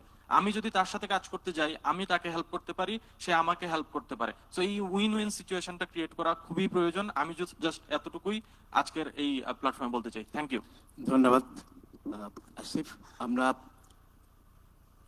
শেষ করে দিই। পরের সেশনে যারা হাত উঠিয়েছেন কিন্তু কথা বলতে পারলেন না, পরের সেশনে আপনারা ট্রাই করে যাই। আমি এই যে এত সুন্দর আলোচনাগুলো হলো, এর মধ্যে সবচেয়ে ইম্পর্টেন্ট বিষয়টা হলো কি, যে অধিকার, শিক্ষার অধিকার, কর্মের অধিকার, এবং আরেকটা আসছে যে আমি যে দূর অঞ্চলে আছি, হার্ড টু রিচ এরিয়া বলি আমরা, যে দুর্গম এলাকায় আছি, সেখানকার মানুষের অধিকার।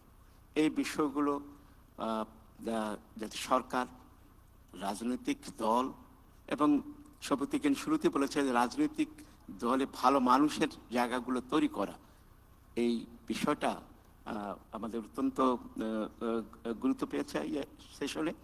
আর একটা হলো যে অ্যাকনলেজমেন্ট, লিডারশিপ, এটাকে যুবকদের অ্যাকনলেজ করা, এটা ওই শপথিকের কথার সঙ্গেই এটা চলে আসছে। তো আপনাদের সবাইকে ধন্যবাদ, এবং এই গ্রুপে যারা অংশ নিয়েছেন সবাইকে আমরা তালি দিয়ে অভিনন্দন জানাই। ধন্যবাদ আপনাদের। ধন্যবাদ। এবারে আমরা শুনবো যে এটা অলরেডি চলে এসছে যদিও, যে শুধুমাত্র ঢাকার ইউথদের নিয়ে কথা বললে চলবে না। আমরা বাংলাদেশের সব জায়গার, সব ক্লাসের, সব ধরনের নারী পুরুষ সবার কথা দরকার। সো এই ইনক্লুশন ইস্যুটা খুব গুরুত্বপূর্ণ। এটা নিয়ে প্রাথমিক একটা বক্তব্য রাখবেন রুহুল আমিন। উনি হচ্ছেন শহীদ আবু সাইদের কাজিন, রংপুর থেকে এসছেন। রুহুল আমিন, আপনি যদি আসেন, এবং এই সেগমেন্টটা কন্ডাক্ট করা, মডারেট করার জন্য আমি প্রফেসর মঈনুল ইসলাম, ঢাকা বিশ্ববিদ্যালয়, ওনাকে আমন্ত্রণ করছি। আমরা এই পুরো সেগমেন্টটা অ্যাকচুয়ালি 17 মিনিটের মধ্যে শেষ করার চেষ্টা করব।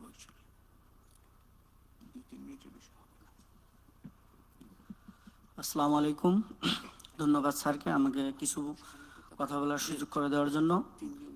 আসলে আমাকে ইনক্লুশন সম্পর্কে বলা হয়েছে, কিন্তু আসলে অলরেডি আপনাদের মধ্য থেকেই এই জিনিসগুলো চলে এসেছে।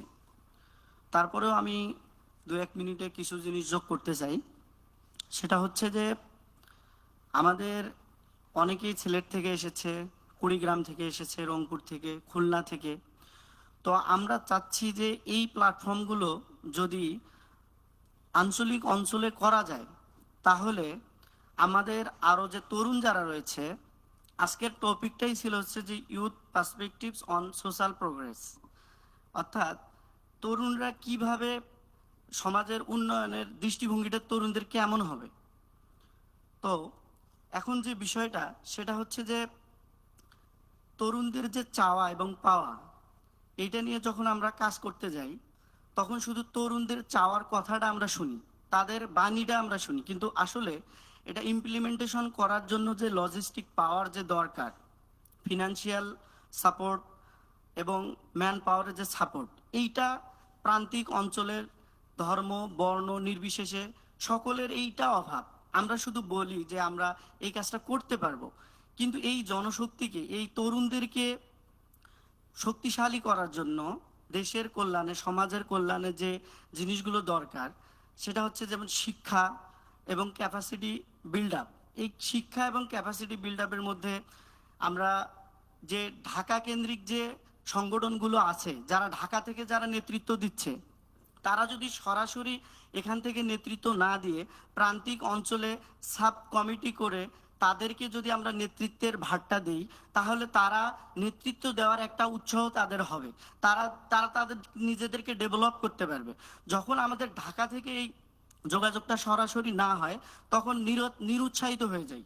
তো আমি মনে করি যে এই যে ইন্টারনেট ডেভেলপমেন্ট, আমরা ভার্চুয়ালি একটা প্ল্যাটফর্ম করতে পারি ঢাকা থেকে একটা রুরাল অঞ্চলের একটা কানেক্টিভিটি করার জন্য।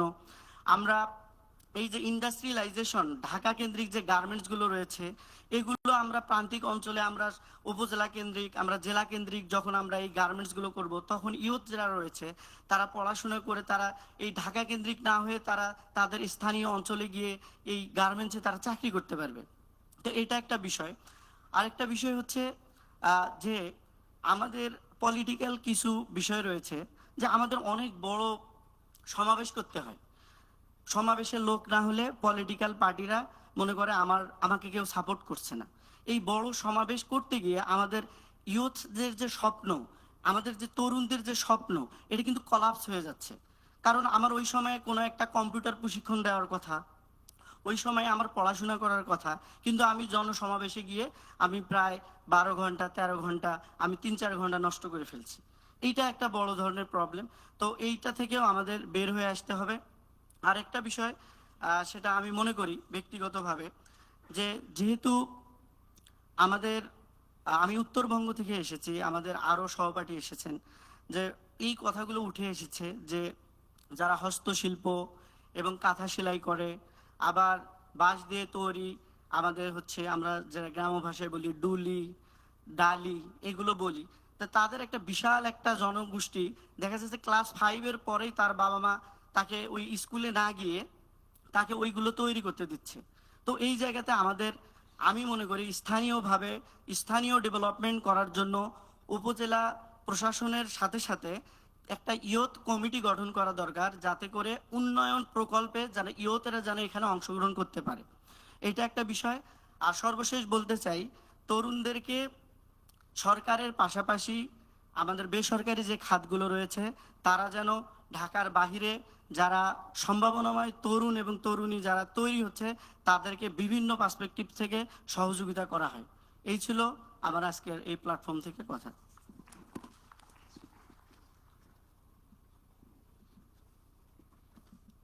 সো অনেক ধন্যবাদ জনাব রুহুল আমিনকে, খুব গুরুত্বপূর্ণ কোনো কথা বলে গিয়েছেন। আমাদের যেহেতু হাতে সময় কম, একদম সুস্পষ্ট পরিসরে যেহেতু ইনক্লুশনের কথা আসছে, আমার ডান এবং বাম দুই দিক থেকে আপনারা যদি কেউ হাত তোলেন যে কিভাবে অন্তর্ভুক্তিমূলক জায়গায় আমরা যেতে পারি। যে একজন হাত দেখতে পাচ্ছি, আমার মনে হয় সর্বোচ্চ 2 থেকে 3টি প্রশ্ন নিতে পারবো। এর মধ্যে আমরা যেহেতু সময় চলে গেছে, আমরা এদিক থেকে শুনি। জি, প্রথম আপনি আপনার নামটা বলুন। এটা লাগবে?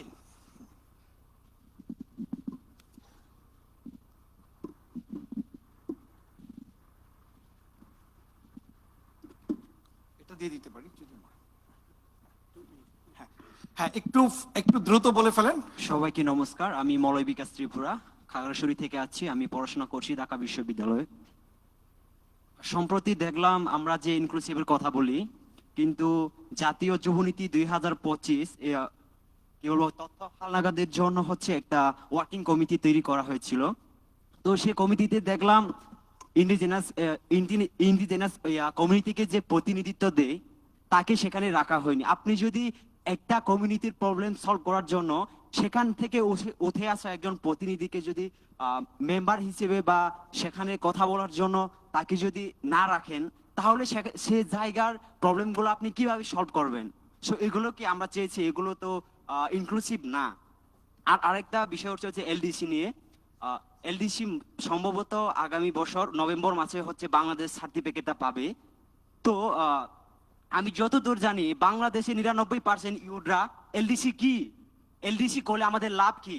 আমরা যদি নভেম্বর মাসে এলডিসি সার্টিফিকেট পাই, সে সার্টিফিকেট পেলে আমাদের অসুবিধা কি, কি সুবিধা পাবো, এগুলো আমরা জানি না। এগুলোর জানার দায়িত্ব কার? অবশ্যই সরকারের, কিন্তু সরকার তো এই উদ্যোগ নিচ্ছে না। তাই আমি আশা করি সরকার যেন এরকম একটা উদ্যোগ নেই। এটা হচ্ছে দেশে। ঠিক আছে, ঠিক আছে, থ্যাংক ইউ আপনাকে। এই পাশ থেকে হাত দেখতে পাচ্ছি। জি, আপনি।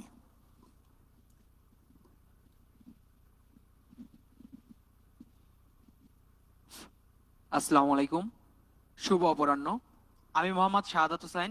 আমি বাগেরহাট জেলার একদম উপকূলীয় এলাকা শরণখোলা থেকে এসেছি।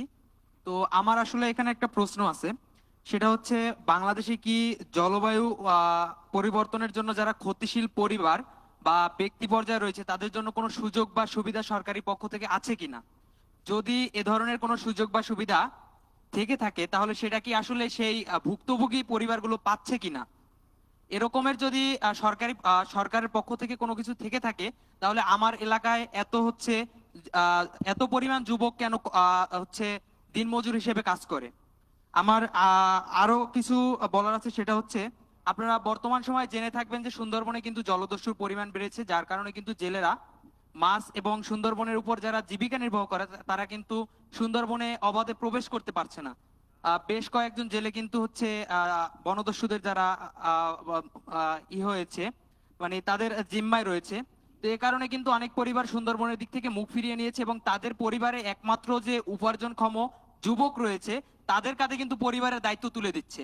তো আসলে আমার এতটুকুই বলার যে আসলে এই সুন্দরবনকে যেন আমরা জলদস্যু মুক্ত করতে পারি, তাহলে আমার এলাকায় যুবকরা আরো হচ্ছে আমি আজকে যে পর্যায়ে এসেছি সেই পর্যায়ে চলে আসতে পারবে। ঠিক আছে, ধন্যবাদ আপনাকে। ওকে, আর একজন প্রশ্ন। জি, ওই যে একজনকে দেখছি। জি, আমাদের একজন নারীর একজন বলা উচিত আমার মনে হয়, 3 জন পুরুষ হয়ে গেছে, জেন্ডার ব্যালেন্স হলো না। ওই যে একজন, হ্যাঁ, আপনার পরে আপনি ওকে চলে আসবেন, খুব দ্রুত বলে ফেলেছে। নমস্কার, আমি নেবাই খুমি। আমি খুমি কমিউনিটি বিলং করি। আমি সিএসটি থেকে। যেহেতু ইনক্লুশনের বিষয় আসছে এখানে, আমি ইনক্লুশনে কিছু টপিক তুলতে চাই। লাইক আপনারা হয়তো কম বেশি সবাই জানেন যে বাংলাদেশে 53 কমিউনিটি পিপল বসবাস করে বা তারও বেশি বসবাস করতে পারে। আমার বন্ধু যে মলয় বলল মাত্র যে যুব মন্ত্রণালয় এবং ওখানে হচ্ছে আপনার আদিবাসীদের প্রতিনিধিত্ব নেই। আপনার যখন ইনক্লুশনের কথা বলেন সেখানে তো আপনার 53 কমিউনিটির একজনের বা দুইজনের হলে প্রতিনিধি থাকা উচিত। যে হচ্ছে নিজের প্রান্তিক অঞ্চলের সমস্যার কথা বলবে। এখানে শহর অঞ্চলে হচ্ছে আপনার ডেভেলপমেন্ট নিয়ে কথা বলা হয়, শিক্ষা নিয়ে কথা বলা হয়, কিন্তু আমরা এখানে গেলে কি কথা বলে জানেন? ইলেকট্রিসিটি নাই কেন, পানি নাই কেন? আমাদের বাংলাদেশ হচ্ছে 2026 এর পরে হচ্ছে লিস্ট ডেভেলপমেন্ট কান্ট্রি থেকে গ্রাজুয়েট হচ্ছে। সো এই জায়গায় যে আমরা এখনো যে কিছু এরিয়া আছে যেখানে হচ্ছে কোনো রকম সুযোগ সুবিধা কিছুই পায় নাই, ক্যাপাসিটি বিল্ডিং কি তাই জানেই না, অপরচুনিটিস কি they don't even know that. আমরা সেখানে ইনক্লুশনের কথা বলছি, সরকারের কাছে হাত পাচ্ছি। ঠিক আছে। আর মজার বিষয় হচ্ছে যে এখানে যে সকাল থেকে আমি একটা জিনিস মাথায় আসছিল, জাস্টিস, জুলাই অভ্যুত্থান, হ্যাঁ দুটাই। জুলাই অভ্যুত্থান আমরা বলছি হচ্ছে এটা আমাদের সেখানে হচ্ছে ইনক্লুশন আসবে, বৈষম্যহীন এক দেশ থাকবে। আমি মনে করি না এটা রেভলিউশন ছিল, শুধুমাত্র সরকারের পতন ছিল এটা। কারণ আমি এখানে ইনক্লুশন বলতে কিছুই দেখি নাই। আর জাস্টিসের কথা যদি বলি, কিছুদিন আগে হচ্ছে আমাকে একটা প্রোগ্রাম থাকা হয়েছিল, সেখানে বলা হয়েছিল হচ্ছে আচ্ছা ভাইয়া, যে আপনার যে হিল ট্যাক্সে যে বিদ্যুৎ পাত দেওয়া হয়েছিল এটা কি জাস্টিস ছিল কিনা? আমি বললাম হচ্ছে যে দেখেন ভাই, আপনার এই বিদ্যুৎ বাদ হয়তো 54,000 একর একটা জুম চাষ করা যেত বা চাষ করা যেত, কৃষিকাজ ইউজ করা যেত, সেই জায়গায় হচ্ছে আপনারা পানি ভরার লেক তৈরি করে দিয়েছেন, যেখানে আপনার শত শত মানুষ হচ্ছে পার্শ্ববর্তী দেশে চলে যাচ্ছে। অ্যান্ড আরেকটা মজার ফ্যাক্ট হচ্ছে সেখান থেকে যে বিদ্যুৎ আসে এটা হয়তো আপনার পুরো বাংলাদেশ ছড়ায় আসতে পারে, কিন্তু আমার হিল ট্যাক্সে আসে না। তো আমাকে এখন ইলেকট্রিসিটি নিয়ে কথা বলতে হয়, নট ক্যাপাসিটি বিল্ডিংস। এটা হচ্ছে আমার ইনক্লুশন। ওকে, ঠিক আছে, বসেন। Thank you. The last one, যে আপনি। আসসালামু আলাইকুম, আমি সামসাদ জাহান, পড়াশোনা করছি রাজশাহী বিশ্ববিদ্যালয়, সেই সাথে সেভ ইউথ রাজশাহী ইউনিভার্সিটি চ্যাপ্টারের সভাপতিত্ব করছি এবং কমিউনিটি রেডিও, বাংলাদেশের প্রথম কমিউনিটি বেতার রেডিও পদ্মাতে আমি একজন সংবাদ উপস্থাপিকা হিসেবে কাজ করছি দীর্ঘদিন থেকে। আমার লাস্টলি যে রাকসু নির্বাচন গেল সেখানে আমি নারী বিষয়ক সম্পাদক পদে প্রতিদ্বন্দ্বিতা করি। সেখান থেকে আমি যেহেতু দীর্ঘদিন ধরে ক্লাব করে আসছি, আমি নারী পার্টিসিপেটরি বাড়ানোর জন্য আমার অনেক পরিচিত মেয়েদের সাথে কথা বলছিলাম, তাদেরকে অংশগ্রহণের জন্য উদ্বুদ্ধ করার চেষ্টা করছি, কিন্তু আলটিমেটলি তাদের অংশগ্রহণটা কেন যেন সেইভাবে নিশ্চিত করতে পারিনি। তো এইখানে এই প্রতিবন্ধকতাগুলো নিয়ে আমাদের অনেক বেশি কাজ করা দরকার। সেই সাথে ইন্টারন্যাশনাল ইউথ পিস সিকিউরিটি নামে যে 20-50 রেজুলেশনটা আছে ইন্টারন্যাশনাল, সেইখানে আমাদের 5টা পিলারের কথা বলা হয়েছে, যেখানে participation, protection, preservation, partnership, design, engagement and রিইন্টিগ্রেশনের কথা বলা হয়েছে। এটা নিয়ে আমাদের অনেক ইউথের ধারণা নেই। সো এইটা আসলে আমাদের অনেক বেশি চর্চা করা উচিত, এটা নিয়ে আলোচনা সমালোচনা করা উচিত, এবং কিভাবে এটা আমাদের দেশে কার্যকরিতা করা যায় সেটার হচ্ছে চেষ্টা করা উচিত। এবং আমাদের শিক্ষা ব্যবস্থা নিয়ে একটু বলবো, সেটা হচ্ছে আমরা দিন শেষে মানে আমরা যখন ইউনিভার্সিটিগুলোতে পড়ছি, পড়ার পরে কেন যেন আমরা বিসিএস মুখী হচ্ছি। আমাদের এই যে শিক্ষা ব্যবস্থার সংস্কারটা, এটা আসলে খুবই জরুরি। দিন শেষে আমরা এই যে এত নেতৃত্বের কথা বলছি, লিডারশিপের কথা বলছি, এত এত কাজ করছি, তারপরে আমরা বিসিএস মুখী হচ্ছি কেন? আমরা এই বিসিএসটাকেই আমাদের শিক্ষার মানদণ্ড হিসেবে হচ্ছে ধরে নিচ্ছি, আর কোনো চাকরিকে আমরা কেন আমাদের কর্মসংস্থান বেটার অপরচুনিটি হিসেবে ধরছি না? এইগুলি নিয়ে যদি আমাদের কাজ করা যায় তাহলে আমাদের জন্য বেটার হবে। এবং আরেকটা, সেটা হচ্ছে আমরা কমিউনিটি পর্যায়ে যখন আমরা সোশ্যাল অ্যাকশন প্রজেক্টগুলোর কথা বলছি, যেগুলো আমরা সাস্টেনেবল ডেভেলপমেন্ট বিষয়ক যেগুলি, সেগুলো কেন যেন ওই আমাদের ওই অ্যাকশন প্রজেক্ট বেসডই হচ্ছে। আমরা আলটিমেটলি যে সাস্টেনেবল ডেভেলপমেন্টের কথা বলছি, সেই ডেভেলপমেন্ট আমরা আনতে পারছি না, আমাদের ওই প্রজেক্ট পর্যন্তই থেকে যাচ্ছে। তাহলে এই সাস্টেনেবল ডেভেলপমেন্টটা আসলে কিভাবে পসিবল, সেই বিষয়ে যদি আমাদের দিক নির্দেশনা দেওয়া যেত, তাহলে আমরা হয়তো আমরা ভবিষ্যতে আরো ভালো কাজ করতে পারতাম। জি, চমৎকার চমৎকার, থ্যাংক ইউ। আমার মনে হয় যে এই অন্তর্ভুক্তি, ইনক্লুশন যে জায়গাটি, এটির মধ্যে চমৎকার বেশ কয়েকটি সাজেশন চলে আসলো, প্রস্তাবনাও চলে এসেছে। আসলে এখানে তাহলে বলার কি আছে? অবশ্যই উন্নয়ন যখন আমরা বলি, এটা সবসময় অন্তর্ভুক্তিমূলক উন্নয়ন হতে হবে। এখন যুবদের যখন অন্তর্ভুক্তির কথা বলবো, তাহলে এক্সক্লুশন হচ্ছে কারা, সেটি আগে আইডেন্টিফিকেশন করতে। তো ইয়তদের মধ্যে যে আলোচনাগুলো আসলো, আমার তো মনে হচ্ছে যে প্রথম পর্যায়ে যিনি যুব নীতির কথা বলেছেন, যে 2017 সালের কিন্তু যুব নীতি, 2025-এ হয়নি, কিন্তু 2003, তারপর 2017। এখন এই নীতিতে ইয়তদের প্রতিনিধিত্ব ঠিক মতো আসছে কিনা, সেটি একটা দেখার বিষয়। এবং যেটি বলছেন যে ইয়তদের নিডস এবং অ্যাসপিরেশনের জায়গাগুলো, এই জায়গাগুলোতে চিন্তা করতে যদি একজন বললেন যে অন্তর্ভুক্তিমূলক ক্ষুদ্র নৃগোষ্ঠী যারা আছে তাদের ক্ষেত্রে, প্রান্তিক জনগোষ্ঠী যারা মার্জিনালাইজড বলছি, তারা অন্তর্ভুক্তিমূলক জায়গায় আসতে পারছে কিনা। তো সেই জায়গা থেকে অবশ্যই আপনি যেবার নারী উদ্যোক্তার কথা বলছেন, আমরা এম্পাওয়ারমেন্টের কথা বলছি, তাহলে নারীদের শ্রমবাজারে অংশগ্রহণ কতটুকু হচ্ছে, যুবদের ক্ষেত্রে কি হচ্ছে? এই যে চমৎকার করে জনমিতিক লভ্যাংশের কথাগুলো বলে বলছেন, কিন্তু আমি তো আশাবাদী হতে চাই, কিন্তু আমরা কি জব সেভাবে তৈরি করতে পারছি? উদ্যোক্তা যেভাবে তৈরি করার কথা আমরা কি সেভাবে তৈরি করতে পারছি? ক্লাইমেট চেঞ্জ গুরুত্বপূর্ণ বিষয় হয়ে দাঁড়িয়েছে এবং এই ক্লাইমেট চেঞ্জের কারণেও দেখা যাচ্ছে যে আলোচনাটা আপনি আনলেন, বলতেছিলেন, একজন বলেছিলেন, কিন্তু মূল যে জায়গাটি হচ্ছে ক্লাইমেট চেঞ্জের কারণে বাল্য বিয়ে বেড়ে গেছে 21টা জেলায়, আপনারা হয়তো জানেন। এখন এই যে রাজশাহী ইউনিভার্সিটির যিনি বললেন যে আপনি নারী উদ্যোক্তা তৈরি করতে চাচ্ছেন, এনকারেজ করতে চাচ্ছেন, তাদেরকে তো সেই প্রণোদনা দিতে হবে, উৎসাহের জায়গাটা তৈরি করতে হবে, সেই জায়গাগুলোতে কাজ করার আছে। আপনি শিক্ষা নিয়েও বলেছেন, শিক্ষা সংস্কার আমাদের তো আজকে আমাদের মাননীয় উপদেষ্টা ব্যাখ্যা দিয়ে গেছেন। অবশ্যই শিক্ষা নিয়ে ভাবনা চিন্তার ব্যাপার রয়েছে, প্রাথমিক শিক্ষা, মাধ্যমিক শিক্ষা, উচ্চ মাধ্যমিক শিক্ষা, প্রত্যেকটা জায়গায় আমাদের চ্যালেঞ্জগুলো রয়েছে। কিন্তু দিন শেষে আসলে সমাধানটা কি? যে সমাধানের জন্য আপনি বলেছেন একজন বিপ্লব, এই যে জুলাইয়ের অভ্যুত্থান, আপনি বলেছেন সরকার পতন হয়েছে, কিন্তু আসলে সত্যিকার অর্থে যে উন্নয়ন আমরা চেয়েছি, যে ন্যায় বিচার আমরা চেয়েছি, যে অন্তর্ভুক্তিমূলক উন্নয়নের কথা বলেছি, জাস্টিসের কথা বলেছি, সেটি কতটুকু বাস্তবে রিফ্লেক্টেড হচ্ছে সেটি দেখার বিষয়। আমাদের এখান থেকে লেসন নিতে হবে। আমি মনে করি আপনাদের যে আলোচনা আসছে আঞ্চলিক পর্যায়ে কর্ম, সব সিটি কেন্দ্রিক ভাবনা চিন্তার বাইরে গিয়ে আমাদেরকে ডিসেন্ট্রালাইজ অ্যাপ্রোচ যেতে হবে। ভালনারেবলের জায়গাগুলোকে উৎস কোথায়, সেই উৎস যদি আমরা কাজ না করি তাহলে তো সেটি অন্তর্ভুক্তিমূলক জায়গায় হবে না। তাহলে মূল কথা যেটি বলতে চাই, যুব অন্তর্ভুক্তির জায়গায় আমাদের যেতে হবে। আমাদের অ্যাক্টিভ পার্টিসিপেশন লাগবে, অ্যাডভোকেসিও লাগবে এবং ডিসিশন মেকিংয়েও ইয়ুথদের ভূমিকা লাগবে। এবং আমি বলবো যে এই মুহূর্তে দরকার আমাদের অধিকতর এন্টারপ্রেনার দিকে যাওয়া, টেকনিক্যাল ভোকেশনাল এডুকেশনের দিকে ফোকাস করা, শুধুমাত্র উচ্চশিক্ষিত বেকার তৈরি করা নয়। তাহলে যেটা হবে কি, সত্যিকার অর্থে ডেমোগ্রাফিক ডিভিডেন্ডের যে কথা বলি তার সুফলটা আমরা নিতে পারবো। আমি আর কথা না বাড়াই, চমৎকার করে যারা আপনারা এই পর্বে অংশগ্রহণ করেছেন, আমাদের আলোচনা এখানেই শেষ নয়, আরো অনেক সাজেশন প্রস্তাবনা আসবে। আমরা একটা অন্তর্ভুক্তিমূলক বাংলাদেশ বিনির্মাণ করব যার নেতৃত্বে থাকবে যুবরা। এই বলে আমি শেষ করছি, ধন্যবাদ। অসংখ্য ধন্যবাদ প্রফেসর মঈনুল ইসলাম। আমাদের শেষ সেগমেন্ট এই পর্বের, এই সেশনের শেষ পর্ব, এখানে হচ্ছে এজেন্সি, মানে ইউথরা নিজেরাই কিভাবে সক্রিয় হচ্ছে পুরো বিষয়টাকে এগিয়ে নিয়ে যাওয়ার জন্য। এবং এখানে আমি ওপেনিং ভয়েস হিসাবে অদ্রিকা এশনা পূর্বাশাকে আমন্ত্রণ করছি এবং এই সেগমেন্ট মডারেট করবেন সুমাইয়া তাসনিম রোজামা। আপনাকে আসার জন্য অনুরোধ করছি। অদ্রিকা 3-4 মিনিটের মধ্যে করে।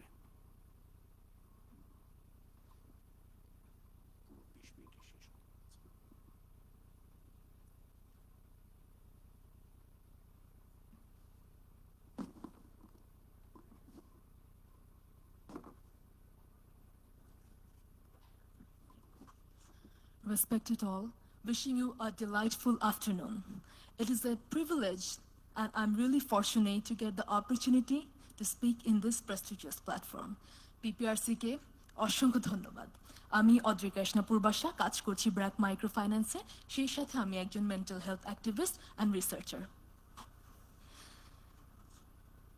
একটা পাওয়ারফুল একটা কোট আছে, সেটা হচ্ছে empowered youth are the catalysts of positive change. অবশ্যই বাংলাদেশে এখন অনেক ইউথ আছেন যারা অনেক এম্পাওয়ার্ড, যারা অনেক সচেতন, যারা অনেক কিছু জানেন।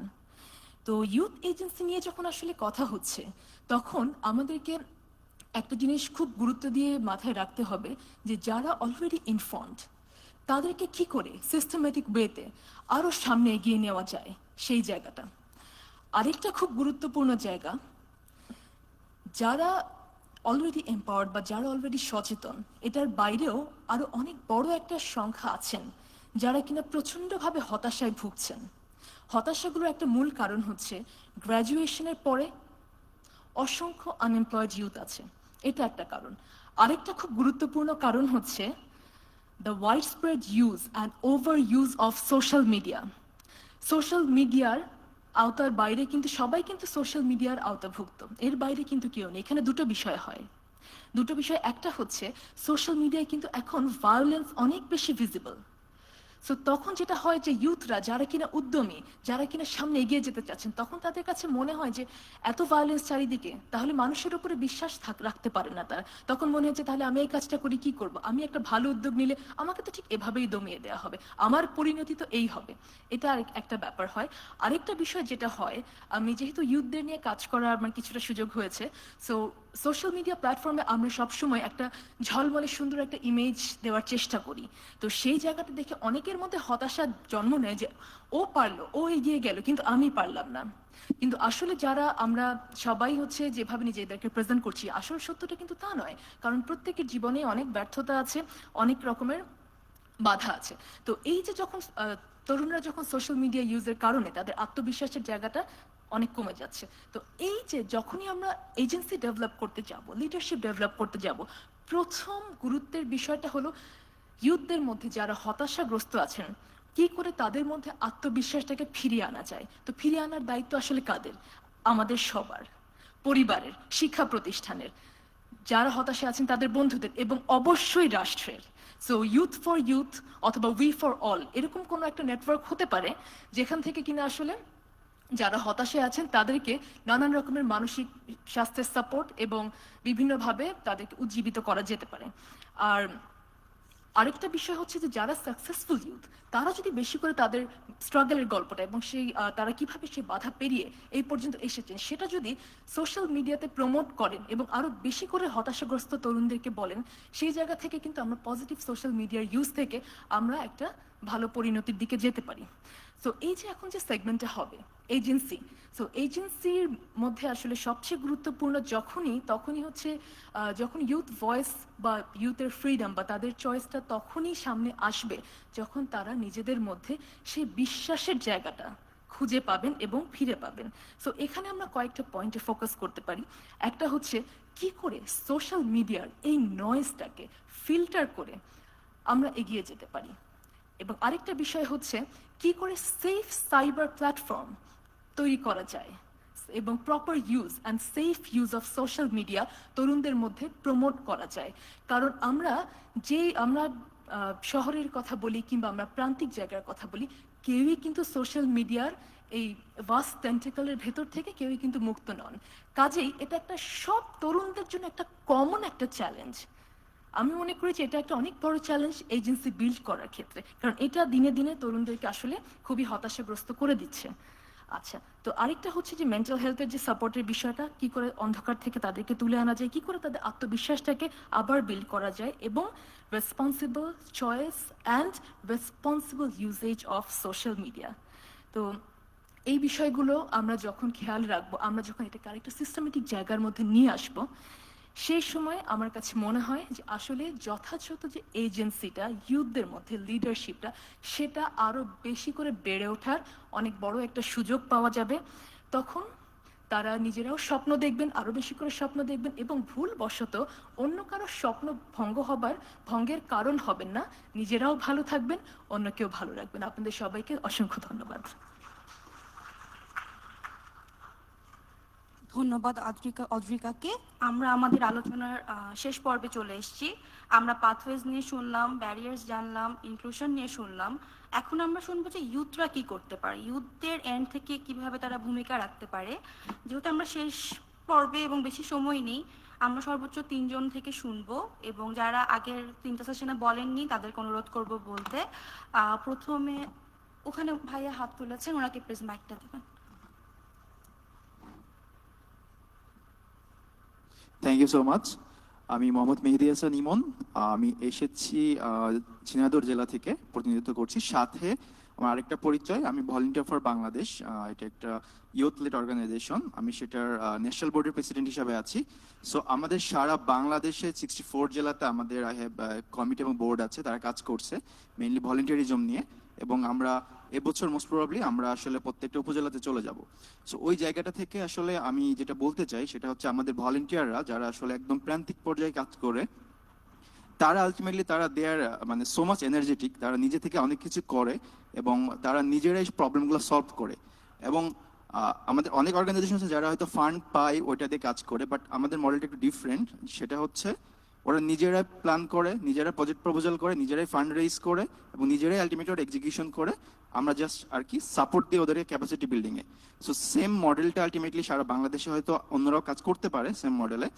বাট এখান থেকে আমি যে পয়েন্টটা বলছি, এজেন্সি যে শব্দটা ছিল আর কি, ইউথ ভয়েসদের, এটা আছে। মানে আমাদের তরুণ একদম রুট লেভেল থেকে শুরু করে সবাই কাজ করতে চাই, কিন্তু কিভাবে করবে ওই জায়গাটা একটু আই মিন তাদের স্ট্রাগল আছে। তো সেখানে একটা কাজ করা, সাথে আরেকটা আছে ন্যাশনাল পলিসিতে তাদেরকে ইনভলভ করা। আমরা জানি সে 24-এর আন্দোলন সেটা আসলে সফল হলো কি হলো না সেই কোশ্চেনে না, যে যদি আসলে নতুন যে গভর্নমেন্ট আসবে, নেক্সট ইলেক্টেড গভর্নমেন্ট, তারা আসার আগেই যদি আমরা একটা পলিসি তৈরি করে দিয়ে যেতে পারি তাদের জন্য, যে আসলে একদম রুট লেভেলের যেটা লোকাল গভর্নমেন্ট আমরা বলি, লোকাল গভর্নমেন্ট থেকে শুরু করে একদম পার্লামেন্ট পর্যন্ত প্রত্যেকটা জায়গায় যদি আসলে ইয়ুথ অ্যাডভাইজার বা ইয়ুথ রিপ্রেজেন্টেটিভ রাখা যেতে পারে, লাইক সেক্ষেত্রে আমার মনে হয় আমাদের যে ইয়ুথরা আজকে আমরা যারা আছি তাদেরকে আসলে সেই দূর দূরান্ত থেকে আপনাদের এরকম আনা লাগবে না। এখানে একটা হিউজ টাইমের ব্যাপার আছে, খরচের ব্যাপার আছে, তারা লোকালি আসলে তারা তাদের ইনপুটটা দিবে, তারা আলটিমেটলি লোকাল গভর্নমেন্টের মাধ্যমেই তারা আলটিমেটলি তাদের ইয়ুথ ভয়েসটা আসলে তুলে ধরবে। সো এটা হচ্ছে আমার পক্ষ থেকে বলার ছিল। So thank you so much, thank you আজকে যারা আয়োজক ছিল। So thank you so much, আসসালামু আলাইকুম। ধন্যবাদ মেহেদি ভাইকে। আর কেউ? আচ্ছা,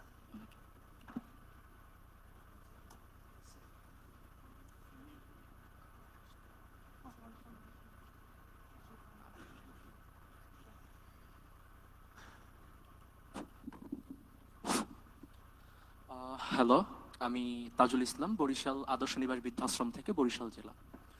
তো আমার যেই প্রশ্নের জায়গাগুলো হচ্ছে, এতক্ষণ আমরা অনেকগুলো প্রশ্ন শুনলাম, উত্তর করলাম।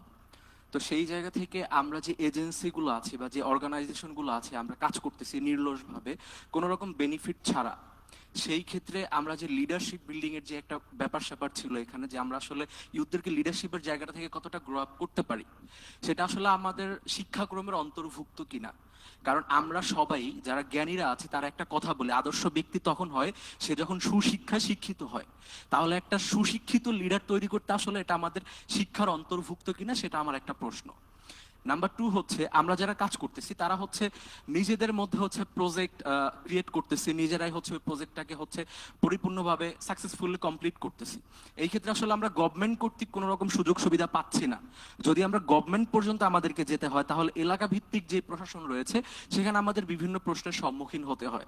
তো সারা বাংলাদেশে যে 17 থেকে 20,000 সংগঠন কাজ করছে, তাদেরকে আসলে ন্যাশনাল পলিসির মাধ্যমে একত্রিত করা যায় কিনা। আমার তৃতীয় প্রশ্ন হচ্ছে, আমার ব্র্যাক ইউনিভার্সিটির এক বোন বলেছে সে আসলে গভর্নমেন্ট থেকে ওরকম কোনো ফান্ড পায়নি, সে ইন্টারন্যাশনাল পর্যায়ে বিভিন্ন সংগঠনের মাধ্যমে কথা বলে তার কাজের জন্য সে ফান্ড এনেছে। তো সেই ক্ষেত্রে বাংলাদেশের প্রত্যন্ত অঞ্চলের যে সংগঠনগুলো আছে তারা কখনোই সে ইন্টারন্যাশনাল পর্যায়ে যেতে পারবে না, কারণ তার ব্যাকগ্রাউন্ডটা বা আপনার হচ্ছে শিক্ষাগত যোগ্যতা ততটুকু পর্যন্ত সে ছড়িয়ে ছিটিয়ে নিজেকে ডেভেলপ করতে পারেনি। তো সেই ক্ষেত্রে আমাদের বাংলাদেশের ন্যাশনাল পর্যায়ে আমরা একটা পলিসি মেকিং এর মাধ্যমে সবাই একত্রিত হয়ে আমরা ইন্টারন্যাশনাল পর্যায়ে ফান্ডগুলো কালেক্ট করতে পারবো কিনা। যদি আমরা ইন্টারন্যাশনাল পর্যায়ে ফান্ডগুলো কালেক্ট করতে পারি, সেটা যখন ন্যাশনাল পর্যায়ে ডিস্ট্রিবিউট হবে তখন প্রত্যেকটা সংগঠন, প্রত্যেকটা অর্গানাইজেশন ছোট একটা অ্যামাউন্ট হলেও তারা সেটা নিজেদের মধ্যে ভাগ করে নিয়ে তারা তাদের এলাকা ভিত্তিক মান উন্নয়নের জন্য কাজ করতে পারবে। তো আমার 4th প্রশ্ন হচ্ছে যে আসলে আমাদের একটা মানে বিভিন্ন মন্ত্রণালয় আছে, সেই ক্ষেত্রে একটা যুব ক্রিয়া উন্নয়ন মন্ত্রণালয় আছে আমরা দেখতে পাচ্ছি। তো সেই ক্ষেত্রে যদি আমরা বলি 5ই আগস্টের পরে আমাদের সেই যুব ক্রিয়া মন্ত্রণালয়ে যিনি আছেন আসিফ মাহমুদ সাহেব, সে আসলে ক্রিয়া মন্ত্রণালয়ের দায়িত্ব পালন করতেছেন বা সে ওইটা নিয়ে ডেভেলপ করতেছে।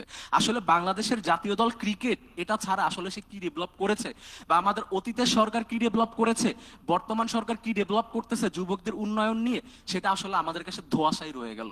আসলে আমরা যেই ন্যায্য হিস্যার জন্য যে আন্দোলনটা করেছি কিংবা আমাদের ন্যায্য অধিকার আদায়ের জন্য যে আন্দোলনটা করেছি সেটা আসলে পরিপূর্ণভাবে আমরা বুঝে পাচ্ছি কিনা। যদি আমরা না পাই সেই ক্ষেত্রে আমাদের করণীয়টা কি, আমরা কিভাবে এই অধিকারটা বুঝে পাবো, এটা হচ্ছে আমার প্রশ্ন। ধন্যবাদ। ধন্যবাদ। ওখানে থ্যাংক ইউ সো মাচ। আমার নাম সাদিয়া জামান, আমি আইআইটি নামে একটা প্রতিষ্ঠান থেকে এসেছি। আমাদের একটা ইউথ ফর পলিসি নেটওয়ার্ক নামে একটা ইউথ প্ল্যাটফর্ম আছে। তো আইআইডি হচ্ছে মূলত একটা পাবলিক পলিসি ইনস্টিটিউট। তো সেটার সাথে সম্পৃক্ততার কারণে হচ্ছে আমি ইউথদের সাথে এঙ্গেজ হওয়ার আর কি সুযোগ পেয়েছি। তো আমি এখন কথা বলছি সম্পূর্ণ হচ্ছে আমার অবজারভেশন থেকে, আর আজকে আমরা যেসব সেশনে ছিলাম সেখান থেকে যেসব প্রসঙ্গ উঠে এসেছে। তো আমার কাছে মনে হয় যে বর্তমানে আমাদের জেনারেশন থেকে আমি যেটা বুঝতে পেরেছি যে আজকালকার অনেক তরুণরাই হচ্ছে অনেক বিষয় সক্রিয়। সেটা হতে পারে তাদের স্থানীয় এলাকার যেসব সমস্যা আছে তারা সেসব সমাধানের জন্য নানাভাবেই আসে। তো এখানে আমার কিছু যেটা ওপিনিয়ন সেটা হচ্ছে যে আমার কাছে যেটা মনে হয়েছে অবজারভেশন থেকে যে বর্তমানে এখন অনেক ইউথরাই হচ্ছে ইনোভেশন রিলেটেড অনেক কাজ করে, যে কোনো সমস্যা স্পেশালি হচ্ছে জলবায়ু মোকাবেলার কারণে। দেখা যাচ্ছে যে আমি কিছুদিন আগে একটা ইভেন্ট হয়েছিল আমাদের, সেখানে দেখলাম যে জলবায়ু মোকাবেলায় প্রচুর হচ্ছে সমস্যা সমাধানের জন্য প্রচুর অর্গানাইজেশন কাজ করে এবং ইনোভেশনটা অনেক গুরুত্বপূর্ণ। আরেকটা জিনিস আমার কাছে মনে হয় যে বর্তমানের তরুণরা হচ্ছে এখন ইনক্লুশন, সেটা হতে পারে জেন্ডার বিষয়, সেটা হতে পারে রুরাল আরবান যে ইনইকুয়ালিটি আছে সেটা অ্যাড্রেস করার বিষয়, অনেক কিছু নিয়ে তরুণরা জানে। কিন্তু আমার কাছে আরো যেটা মনে হয় যে নলেজ সবার আগে হচ্ছে তাদের নলেজ গ্যাদার করা লাগবে, সো দ্যাট তারা হচ্ছে তাদের কনসেপ্টগুলোকে হচ্ছে ক্লিয়ার করতে পারে। এটা ছাড়াও হচ্ছে একজন যেন আরেকজনের সমস্যা বুঝে, তার কারণ হচ্ছে এমপ্যাথি চর্চার দরকার আছে এবং শুধুমাত্র সেটা করলেই তারা ভালো মতো সেন্সিটাইজ হতে পারবে। এবং এটা শুরু করা উচিত একটা স্মল স্কেল থেকে, হতে পারে তারা প্রথমে শুরু করতে পারে তাদের লোকাল লেভেলে যে সব সমস্যা আছে সেটার মাধ্যমে। তারা যদি বেশি বেশি এভিডেন্স গ্যাদার করতে পারে রিসার্চের মাধ্যমে, সেক্ষেত্রে দেখা যাবে তারা যখন ফান্ডের জন্য অ্যাপ্লাই করতে যাবে সেই ক্ষেত্রে দেখা যাবে যে অনেকে ইন্টারেস্টেড হবে, অথবা খুব ছোট পরিসরে তারা যদি পাইলট লেভেলে হচ্ছে তাদের প্রজেক্টগুলো করতে পারে। 100 জন মানুষকে নিয়ে কাজ করার থেকে আমার কাছে আগে মনে হয় যে 10 জনকে নিয়ে কাজ করা ভালো। সেই ক্ষেত্রে তারা যদি তাদের দেখাতে পারে তাদের পাইলটটা হচ্ছে সাকসেস স্টোরি যদি করতে পারে সেটার উপর ভিত্তি করে, তখন দেখা যাবে যে একটা বড় পরিসরে হচ্ছে তারা আস্তে করে তাদের সমাধানগুলোকে নিয়ে আসতে পারবে। সো ধন্যবাদ। আমার কাছে মনে হয় ইউথ এজেন্সির জন্য এই জিনিসগুলো ইম্পর্টেন্ট। ধন্যবাদ। আর আমরা একজনকে নিব, জি আপু first রোতে।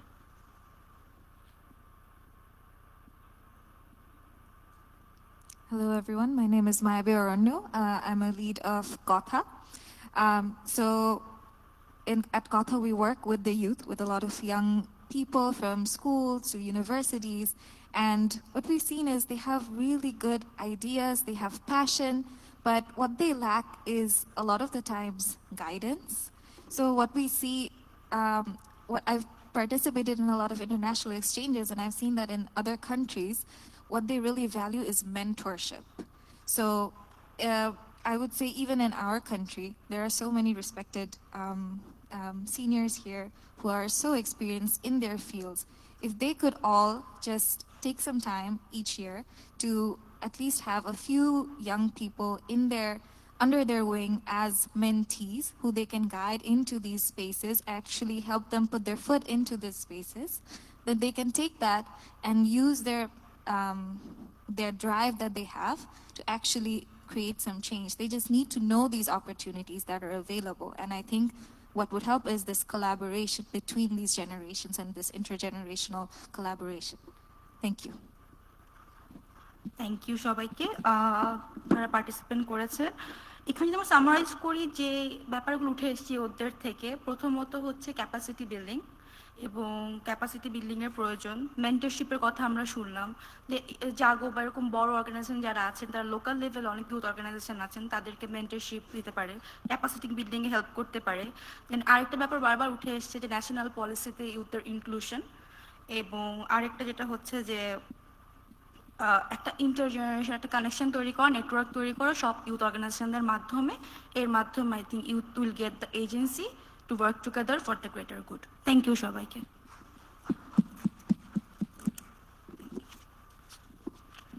Thank you Rozama for this summing up. এবং যারা অংশগ্রহণ করলেন,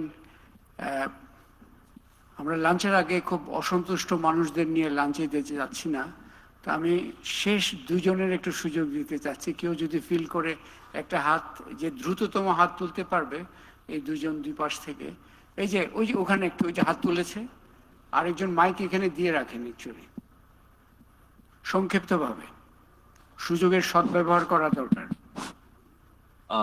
ধন্যবাদ। আমি শিমুল চৌধুরী, এসেছি কুমিল্লা থেকে। আমি একটি সংগঠনকে লিড করছি, সমতট পড়ুয়া নামে একটি সাহিত্য সংগঠন। আমাদের এখন হচ্ছে যে বিষয়টা নিয়ে কথা হচ্ছে এজেন্সি।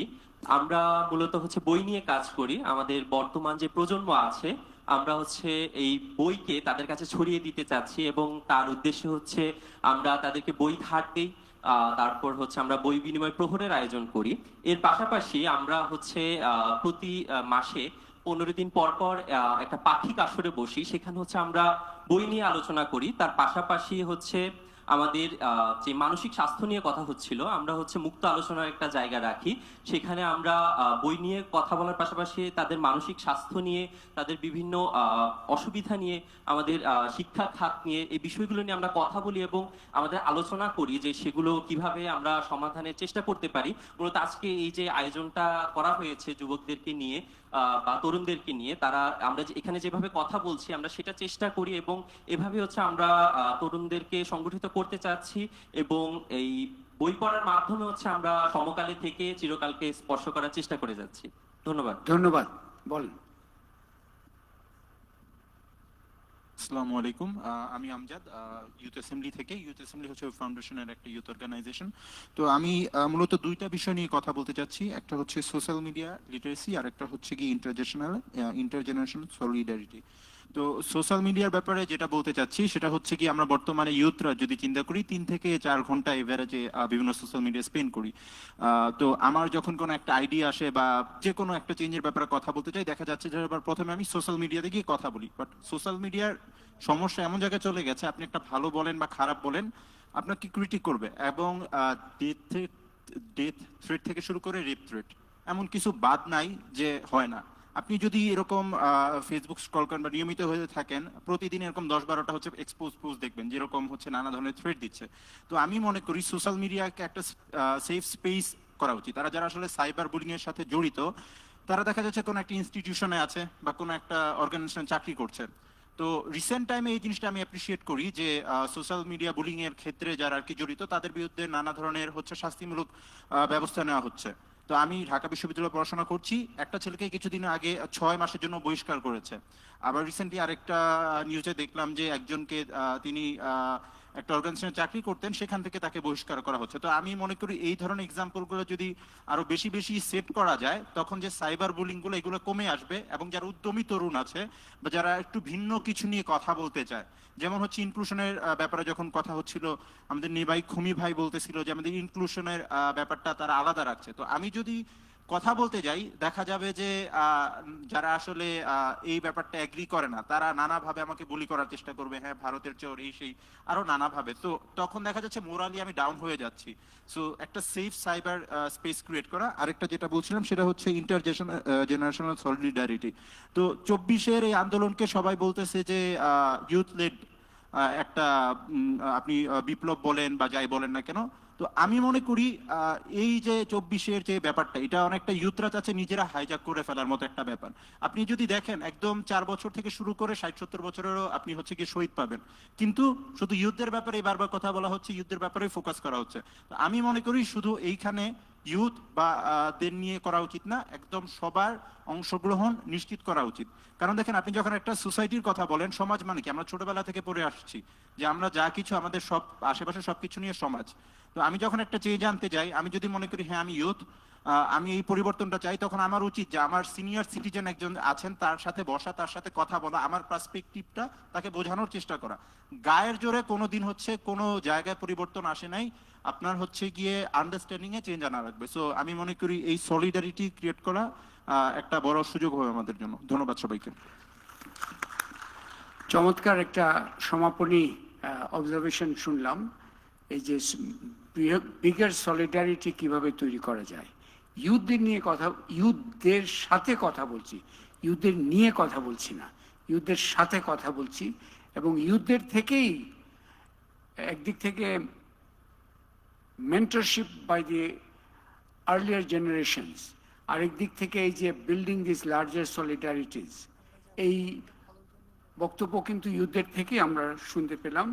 সো আমরা এগুলো সামারাইজ এখানে করার প্রয়োজন নেই, অনেক কিছু আমরা একটা এখান থেকে পূর্ণাঙ্গ এই পুরো ওয়ার্কশপের একটা প্রতিবেদন তৈরি করব, যেটা আপনাদের সবার কাছে পৌঁছে দেওয়ার আমরা চেষ্টা করব।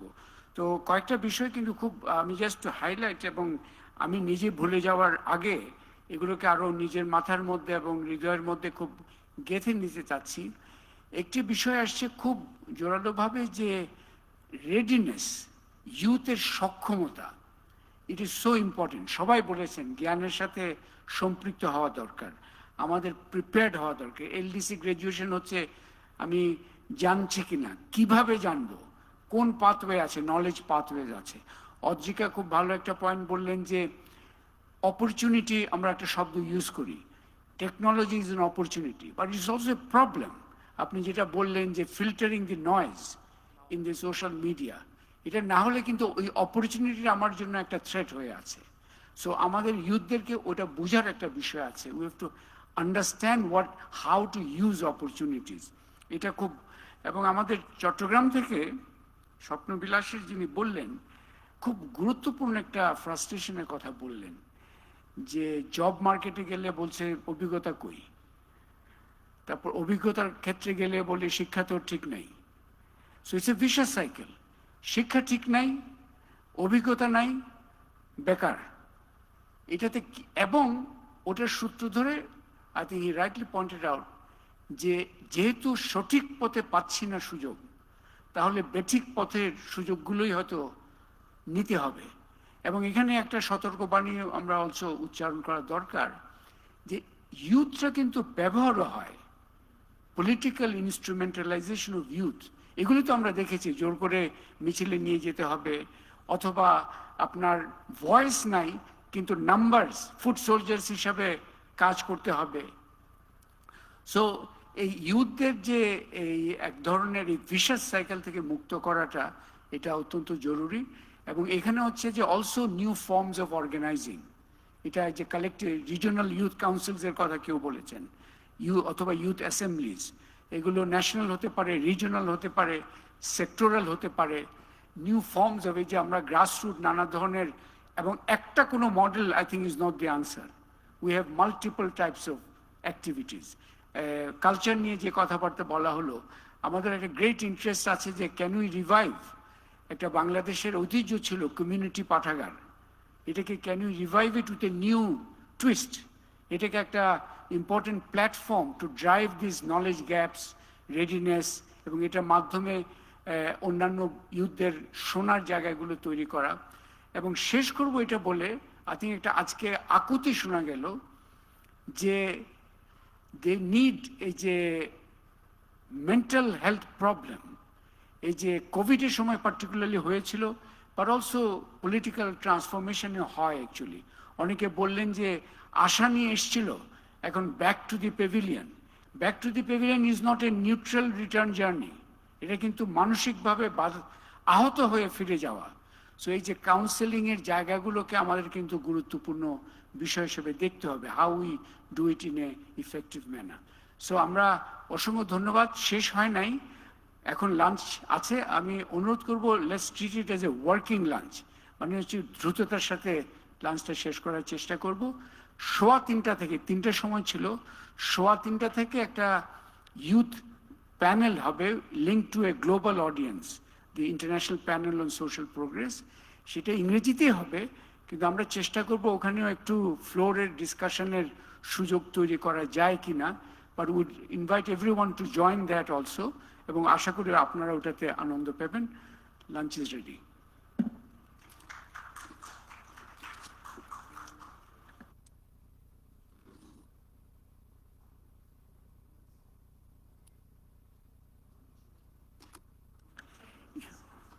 বলুন।